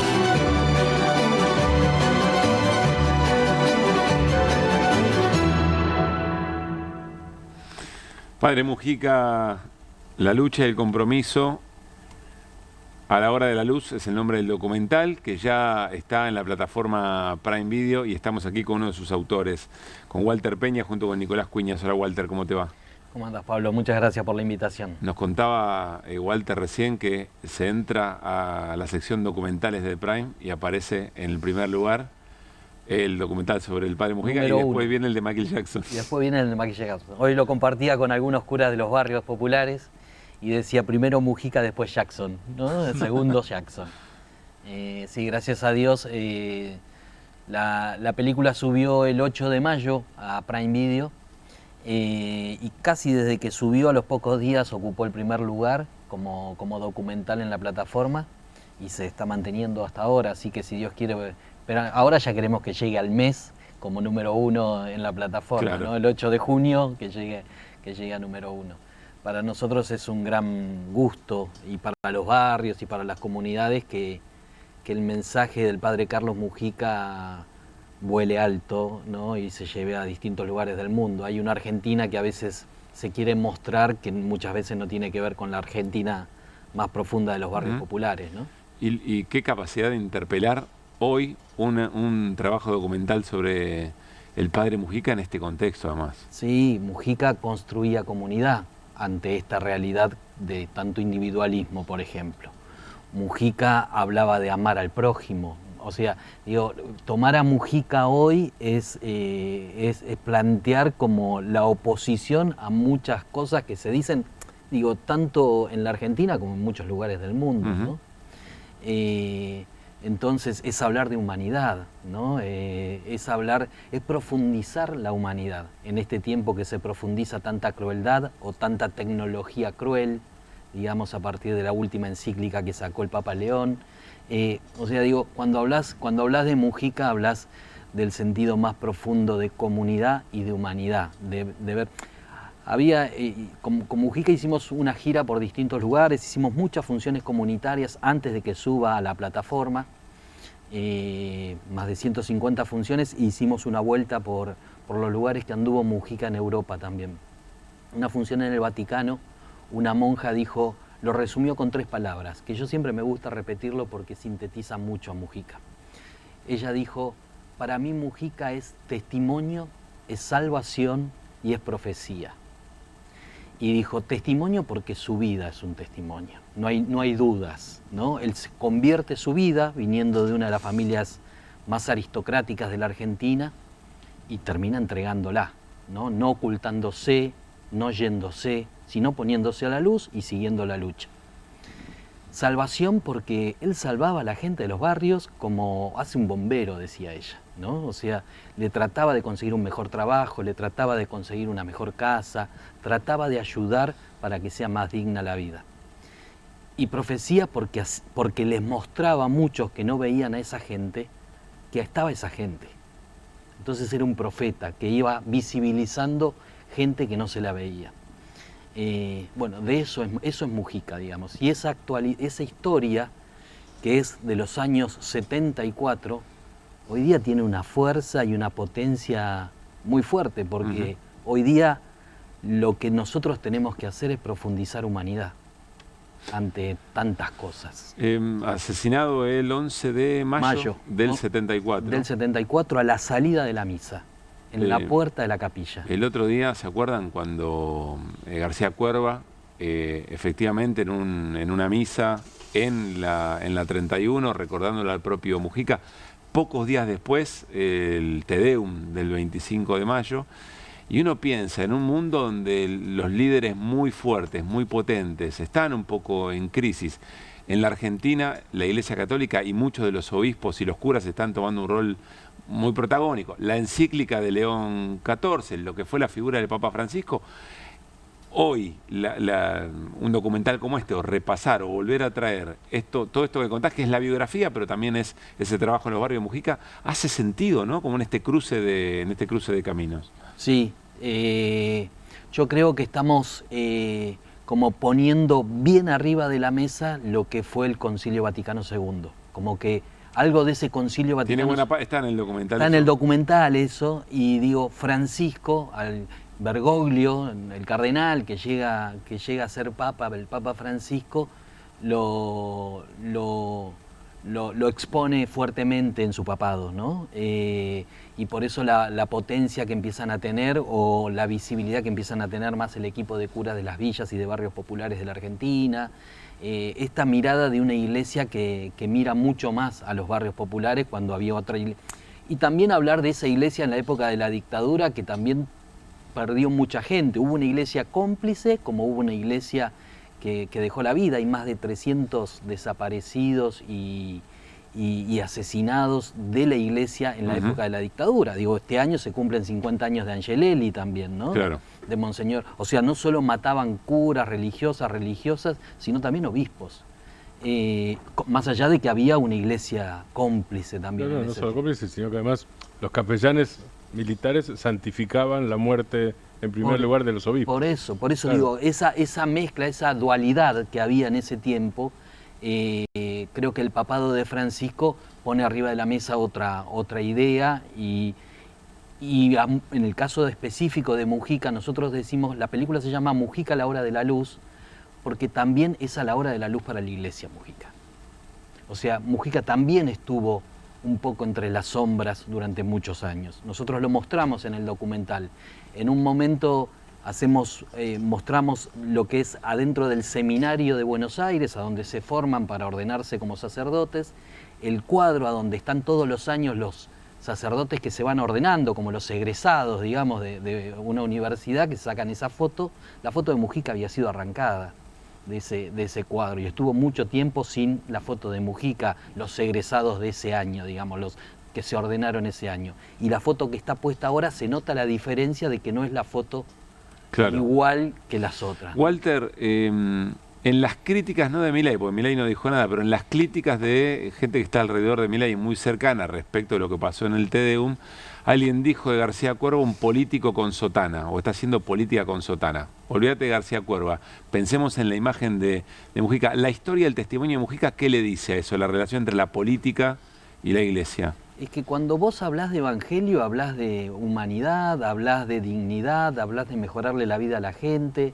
Entonces, que lo digas en un altar, estás diciendo lo que dice el evangelio. Lo que pasa es que el que está quizás gobernando no está llevando adelante ese mensaje para la gente. Mujica, todo lo que hacía lo hacía desde su fe. Era profundamente sacerdote, más allá de que era profundamente peronista también, ¿no? Y profundamente racinguista. Y profundamente racinguista. Digamos las cosas como son, sí, totalmente racinguista. Claro. Entraba a los vestuarios de Racing, por eso, claro. Y se enojaban los técnicos y le decía, sáquenme al cura de acá que les está hablando a los jugadores. No te puedo creer. Sí. Entraba a hablar a los jugadores. Un fanático enfermo. Sí. ¿Pero qué le decía? Les daba una charla también antes, los entusiasmaba. Muy bueno, o sea, no sabía eso. Yo vi el documental, es buenísimo. Digo, una de las cosas que hay, no voy a hacer el resumen porque tiene un montón de caras. Una de las caras es la historia del movimiento de sacerdote para el tercer mundo, si querés. Es la historia de los barrios. Está muy bien pintado el barrio y muy bien pintada la relación de Mujica con el barrio con la gente, digo, con los que lo conocieron o las que lo conocieron y con hijos de, que aparece bastante, ¿no? O sea que hay como una tradición fuerte. Y está contado el barrio portuario que se convierte en un barrio de migrantes internos y de los países hermanos, ¿no? Sí. Está todo eso. Sí, esta fue la idea. La película nosotros la hicimos comunitariamente y es una película comunitaria también. Y queríamos que... La película la pensamos con 3 ejes. Un eje es el biográfico, hay una generación que no sabe quién es Mujica. Claro. Entonces dijimos, bueno, vamos a contar quién es Mujica. Dónde nació, cómo creció, dónde estudió. Hay otro eje que son todos estos testimonios de aquellos que compartieron desde la iglesia, desde la política, de su pastoral en el barrio. Y después está el otro eje que es el legado de Mujica. Que por eso nosotros ahí mostramos mucho el trabajo de las comunidades hoy. Mujica está sembrado. Hoy vas por la Argentina, en distintos lugares que vayas, te vas a encontrar centros culturales Mujica, clubes Mujica, casa de abuelos Mujica, o sea... A Mujica lo quisieron matar, pero lo multiplicaron. O sea, esa idea, esa construcción de humanidad que llevaba Mujica adelante, de comunidad, era profundamente comunitario en sus decisiones, hizo que se siembre esa idea adentro de los barrios populares.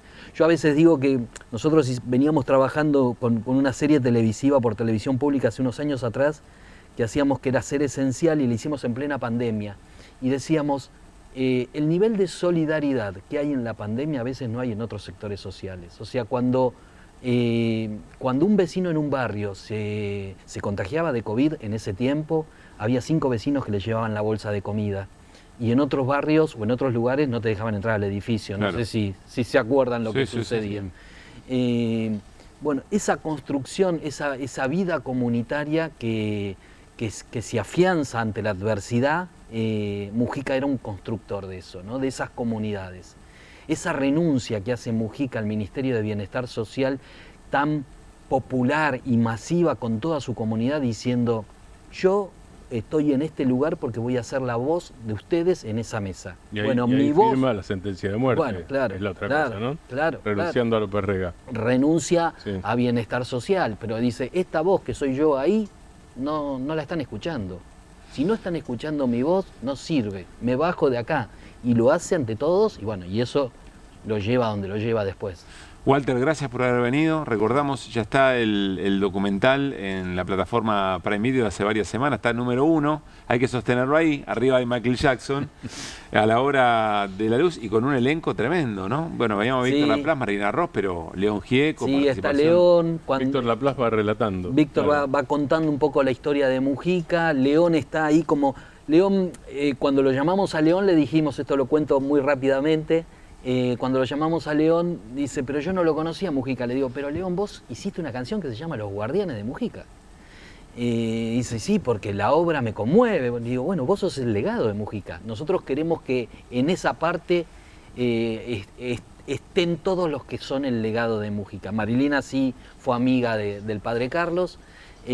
Así que sí, está León Gieco, está Marilina Ross, Víctor Laplace, bueno, distintas figuras de la iglesia, Mamerto Menapache, que falleció hace muy poco, un monje benedictino, esos sabios, ¿no?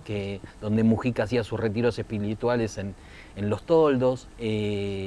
Bueno, distintas figuras de la política, de los amigos del barrio, que nos parecían fundamentales que estén, los hijos de los amigos del barrio, acá, como dice Martín.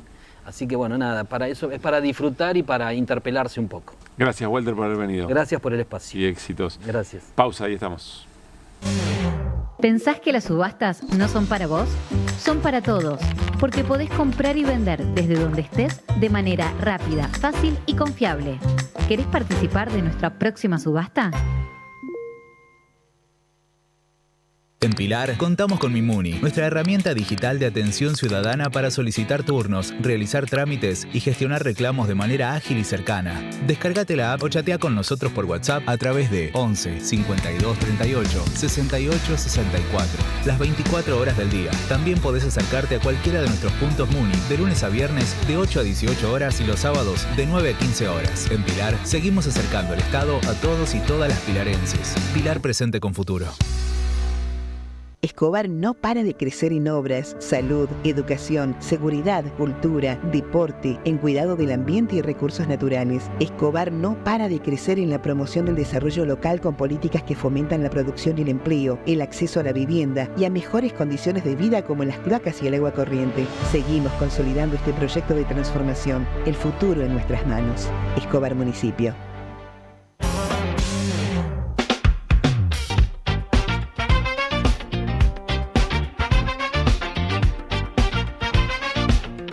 Siempre hay algo detrás que ayuda a que las cosas sucedan. Y eso es lo que hacemos. Detrás de un buen asesoramiento financiero está la entidad líder del Cono Sur. Puente.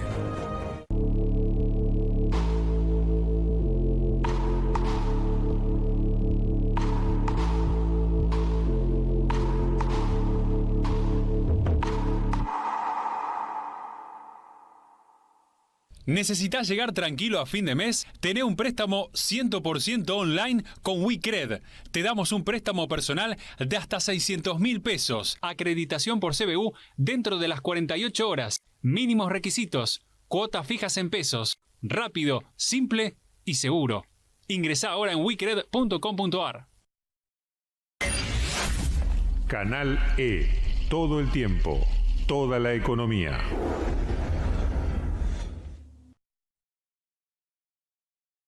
Con Telecentro, conecte 700 megas Wi-Fi 6 a solo 31.999 pesos. Telecentro, conectando con vos.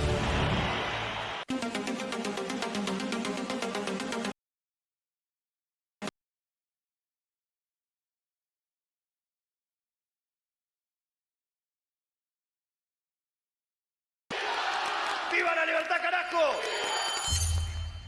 Si no se grita viva la libertad humildemente, no se grita viva la libertad. Tenés para todo lo negocio. Tenés Galicia.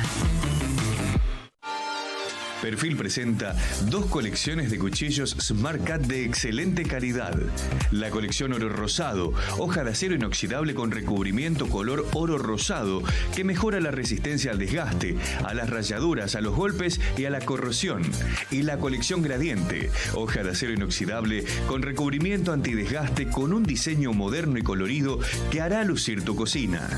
Encontralos en todos los kioscos del país. Fascículo más cuchillo a tan solo 17.900 pesos.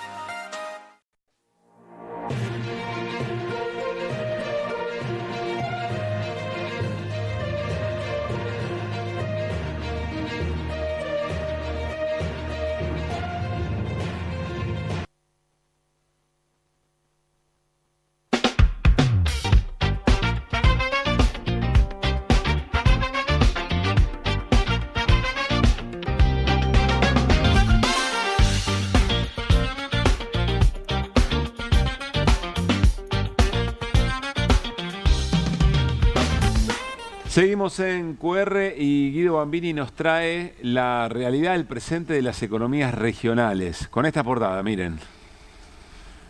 Vino picado. Uf, es tremenda. Es tremenda esta portada, chicos. Es fuerte. Granoski, ¿fuerte de verdad o no? Está muy bien. Esa, sí. Es impresionista, ¿no? En algún punto. Gran trabajo, Mache. Bueno, ¿por qué vino picado? Bueno, Pablo, porque vamos a hablar de la situación puntualmente de la economía regional del vino y el mosto. Este es el semáforo de economías regionales que realiza Coninagro todos los meses. Bueno, fíjense que no es la única, sino la mayoría está en rojo. Hay 9 de las economías regionales que releva Coninagro en rojo, 6 en amarillo y solamente 4 en verde. Hoy nos vamos a quedar con vino y mosto, pero es una idea de hacerlo recurrentemente esto, de ir trayendo distintas economías regionales, en el sentido de, vieron que hace algunas semanas Milei planteó de que si venía un marciano a la Argentina, bueno, iba a ver que todo estaba muy bien. Sí. Bueno, la idea es ir recorriendo las distintas provincias, ya lo hicimos con Misiones y la yerba mate, hoy lo vamos a hacer fundamentalmente con Mendoza y el vino. Vos sabés que el 72% de la producción de las hectáreas cultivadas está en Mendoza, otro 20% en San Juan, y bueno, y otro poquito en La Rioja, también en Salta. Vamos a la primera placa vinculada a esta economía regional, que es el consumo. Primero me quiero detener, todos los gráficos están sacados de un gran informe de un compañero, un amigo, un productor y enólogo de Mendoza que se llama Luis Coita, también integrante de CEPA Mendoza, ¿no? Un compañero que la verdad, muy federal CEPA, muy federal QR, nos está mirando, así que los créditos para los gráficos son todos de Luis, y el análisis, obviamente, que lo estuve consultando mucho. Esto es consumo, Pablo. Fíjate, la caída viene persistentemente, no es exclusivamente del gobierno de Milei, la caída del consumo, cae 35% en una década, pero lo que me marcaba Luis es que cayó en los últimos 10 años 11 litros per cápita el consumo de vino, pero en el último año y medio cayó 5 de esos 11,5 litros, o sea, casi la mitad de esa caída de la última década de 11,5 litros per cápita. ¿Por qué? Bueno, por la pérdida de poder adquisitivo, la pérdida de ingreso disponible de estos últimos años, que ha hecho, lógicamente, que se restrinja el consumo de vino en las familias argentinas. No te lo explica tanto los cambios en los hábitos de consumo, porque tal vez has escuchado o han leído que hay a nivel mundial una tendencia a menor consumo de vino y menor consumo de bebidas alcohólicas en general, pero particularmente de los más jóvenes, de la generación menos 30. Pero quien te explica el mayor consumo de esta bebida son las personas de la franja etaria entre 40 y 60 años. Bueno, ahí, en Argentina, es donde más cae. Se cuadruplica la velocidad de caída con respecto al mundo del consumo de vino. Es decir, por cada litro que cae de consumo en el mundo, bueno, en Argentina cae 4 litros per cápita. O sea, algo más pasa. Algo más pasa, y claramente está vinculada con la pérdida de ingresos en la Argentina. Vamos a la placa siguiente para ver qué pasa con las exportaciones. El 70% va al mercado interno de la producción, el 30% se exporta. Dato cerrado del 2025, último dato disponible, es muy malo, Pablo. Menor volumen desde 2004 y menor valor desde 2009, solamente 661 millones de dólares. Acá entra a jugar una cuestión importante, que es la desregulación del Instituto Nacional de la Vitivinicultura. Hablábamos en la yerba de la desregulación del Instituto Nacional de la Yerba Mate. Claro. Bueno, acá también juega esta desregulación. Me planteaba Luis que Argentina pasó de ser un país seguro, que no necesitaba tantas tareas, o no tareas, sino, no me sale la palabra ahora puntualmente, para garantizar las buenas condiciones del vino, en definitiva. Sí. pruebas de calidad, a eso me refiero, para garantizar la calidad del vino. Y bueno, eso hizo que haya perdido muchos mercados en el exterior. De hecho, y eso está atado a la desregulación del Instituto Nacional de la Vitivinicultura. Es decir, todos los pequeños productores podían hacer a través de este instituto esas pruebas y hoy no lo pueden hacer. Solamente lo pueden hacer mercados afuera. Y le garantizaba mercados afuera. Exactamente. Perdón, Guido, otra cosa. Hoy no tenés Cancillería. Bueno, ni hablar. No tenés una política de... Pablo Kirchner solo tuitea a favor de Estados Unidos. ¿Pero qué quiere decir eso, Martín? Que la Cancillería no participa en promoción, no organiza, no impulsa, cosas que siempre hizo. Claro, no tenés una apertura persistente de mercados en este caso. Bueno, lo que pasa también es que solamente las grandes bodegas pueden, digamos, tienen la espalda para hacer todo este tipo de certificaciones que les está garantizando el mundo, pero insisto, hemos perdido mercados de exportación. Bueno, esta crisis en el mercado interno y en las exportaciones, vamos a la siguiente placa, lo que ha generado es una caída muy importante en la pérdida de superficie vitivinícola, en la pérdida de superficie cultivada, que insisto, no viene exclusivamente, no viene exclusivamente desde el gobierno de Milei, pero sí si uno mira la pendiente es más inclinada la pendiente de estos últimos años que la pendiente de la curva de los años anteriores. Pero insisto, es algo estructural que está pasando. El pico está en 2014, pero tenemos una caída importante, por debajo del promedio histórico, o sea, lo que de estamos 200.000 hectáreas. Dentro de la tendencia, algo más está pasando que genera una pendiente un poco más inclinada, digamos. Exactamente, se profundiza la cuestión. En los últimos 10 años se han perdido 27.000 hectáreas, estamos hablando del 12,4% de la superficie cultivada. Únicamente en Salta, en Calchaquí, marginalmente crecen las hectáreas cultivadas, pero insisto, en Mendoza y San Juan, que nuclean o representan el 92% de la superficie cultivada, ha habido una caída muy importante. Vamos a la siguiente placa para ver también el proceso de concentración que está habiendo en el sector vitivinícola. Fíjense, el 57,3% de los viñedos pequeños tiene apenas el 13,9% de la tierra. Y el 7,7% de viñedos grandes concentra el 44,8% de la superficie. Y esto es un proceso que se ha venido acelerando en los últimos años. Cuando uno mira el viñedo promedio en términos de hectáreas del 2016, estamos hablando de un promedio de 7,2 hectáreas y en la actualidad el promedio está en 9,3 hectáreas. Es decir, la tierra más concentrada, bueno, hace juego con la nota que teníamos hace unos minutos, ¿no? Tierra más concentrada, viñedos más concentrados. Seguimos con la siguiente, que ilustra un poco la situación de algunos casos emblemáticos, que digo, no solamente un problema de los pequeños productores, sino, digamos, son los que peor la están pasando, pero también tenemos, digo, Bodega Norton, Bodegas Bianchi, Casa Montes, marcas muy importantes, que uno supone que tiene espaldas financieras importantes, que están en situaciones complicadas. Fíjate, Bodega Norton con concurso preventivo, con deudas estimadas por arriba de los 44.000 millones de pesos, 300 cheques rechazados, bueno, el empleo que está, y lo vamos a ver más adelante, el empleo que está afectado, bueno, una situación muy compleja también para bodegas importantes. Claro. ¿Por qué situación 4, Banco Central? De mora, es el nivel de no pago de deudas que tiene en este caso Casa Montes. Bodegas, vamos a la siguiente, rapidito lo que nos queda. Los productores, ¿qué está pasando con lo que le están pagando por el precio del kilo de uva a los productores? La curva azul es nominal, es decir, sin descontarle la inflación. Fíjense que hasta inclusive en el último año, en el 2026, del 2025 al 2026, el precio pagado por el kilo de uva para hacer mosto y para los buenos varietales, para hacer vino, cae en términos nominales. En términos reales, descontada la inflación, estamos viendo una caída en lo que recibe el productor por el kilo de su producción sostenida a lo largo del tiempo. Entonces se genera un combo explosivo para los productores, en donde les cae lo que ganan en pesos y les han aumentado, producto de la apreciación cambiaria de un dólar relativamente barato, los costos en dólares. Me comentaban que se ha triplicado el costo del gasoil y de la electricidad en la incidencia de los costos fijos que tienen los productores. Bueno, un cóctel muy complicado para estos productores que se refleja también en la cantidad de empleo del sector, que es la última placa, Pablo, que ha pasado de un promedio de 300.000 puestos de trabajo a haber perdido 22% en los últimos 8 años, 70.000 puestos de trabajo perdidos en el sector vitivinícola, e insisto que en este caso sí, 2023, 2024, 2025, 2026, se pronuncia la caída a partir de la asunción del gobierno de Javier Milei. Un pantallazo bastante rápido del sector vitivinícola. Teníamos a nuestro amigo Luis Coita que nos había dejado un video. En otra oportunidad lo pasaremos, me parece que tenemos cortito de tiempo.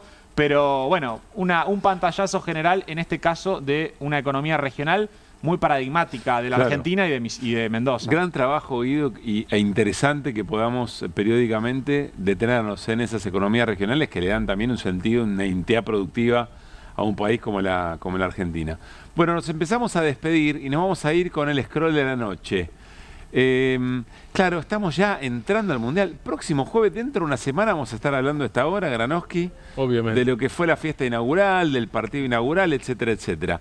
Y la vida política en la Argentina va a tener que ir acomodándose. Cosas que van a pasar en los alrededores del Mundial, olvídense, la declaración jurada de Adorni, ¿no? Algunos dicen, en la Capilla Sixtina van a sacar, ¿no? Y van a poner el dibujo de Adorni porque va a ser superador.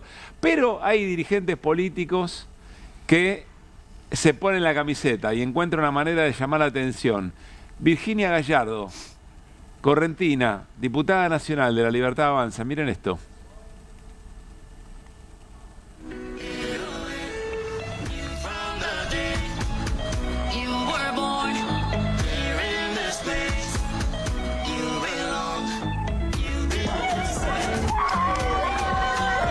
Si no me equivoco, es la donación de pelotas con la diputada y la máscara de Messi. Bueno, y después una coreo, ¿no? Granoski, que por supuesto es parte de la política de estos tiempos. Yo no sé si es la diputada la que tiene la careta de Messi. ¿Cómo no? ¿No? ¿Sí? No se saca nunca la careta. Ah, tenés razón.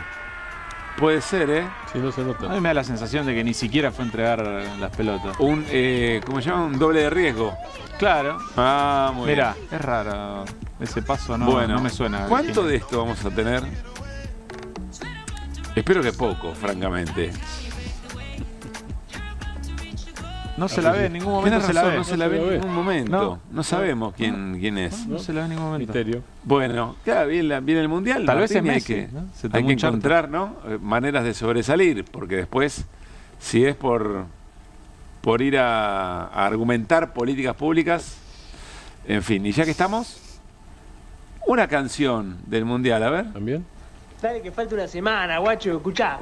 Todo aquel que piense que Argentina va a perder tiene que saber que no es así, que trae a dar la vuelta. Está bien, ¿eh? Está bien. Dar la vuelta, vas a ver donde juega a matar. Vamos a copar cualquier lugar, quiero verte campeón del mundo. Como allá en Qatar. Muy bien. Hay que alentar. Está bien, Argentina es un carnaval y la cuarta ya está llegando. Muy bien. Desde muchachos fue como determinante. Y claro, salimos de los cantitos más tradicionales de mucho tiempo y empieza a haber canciones como más elaboradas. ¿Cuál será la de este Mundial? Estaba Brasil, decime que se siente, me parece que era el 2014. Primera, ¿no? Me grite, vamos a Argentina, muchachos, acomódense. Y ahora están buscando, bueno, cuál será la canción de la selección para este Mundial. A mí hay otra que me gusta mucho. Ya la vamos a pasar en estos días. Este es el Mundial del apogeo de redes. El anterior no era todavía. Todavía no tanto, claro. No tanto. En comparación con esto, claro. Aquello era la prehistoria en comparación con lo que hay hoy. O sea que vamos a ver mucho. Tenés razón. Bueno, gracias amigos, gracias Granoski, gracias Guido Bambini. Por favor, Pablo. Nos reencontramos mañana a las 9 de la noche para hacer QR de viernes, superficialmente profundos, con Guido Bambini y con José Amore. Los esperamos acá.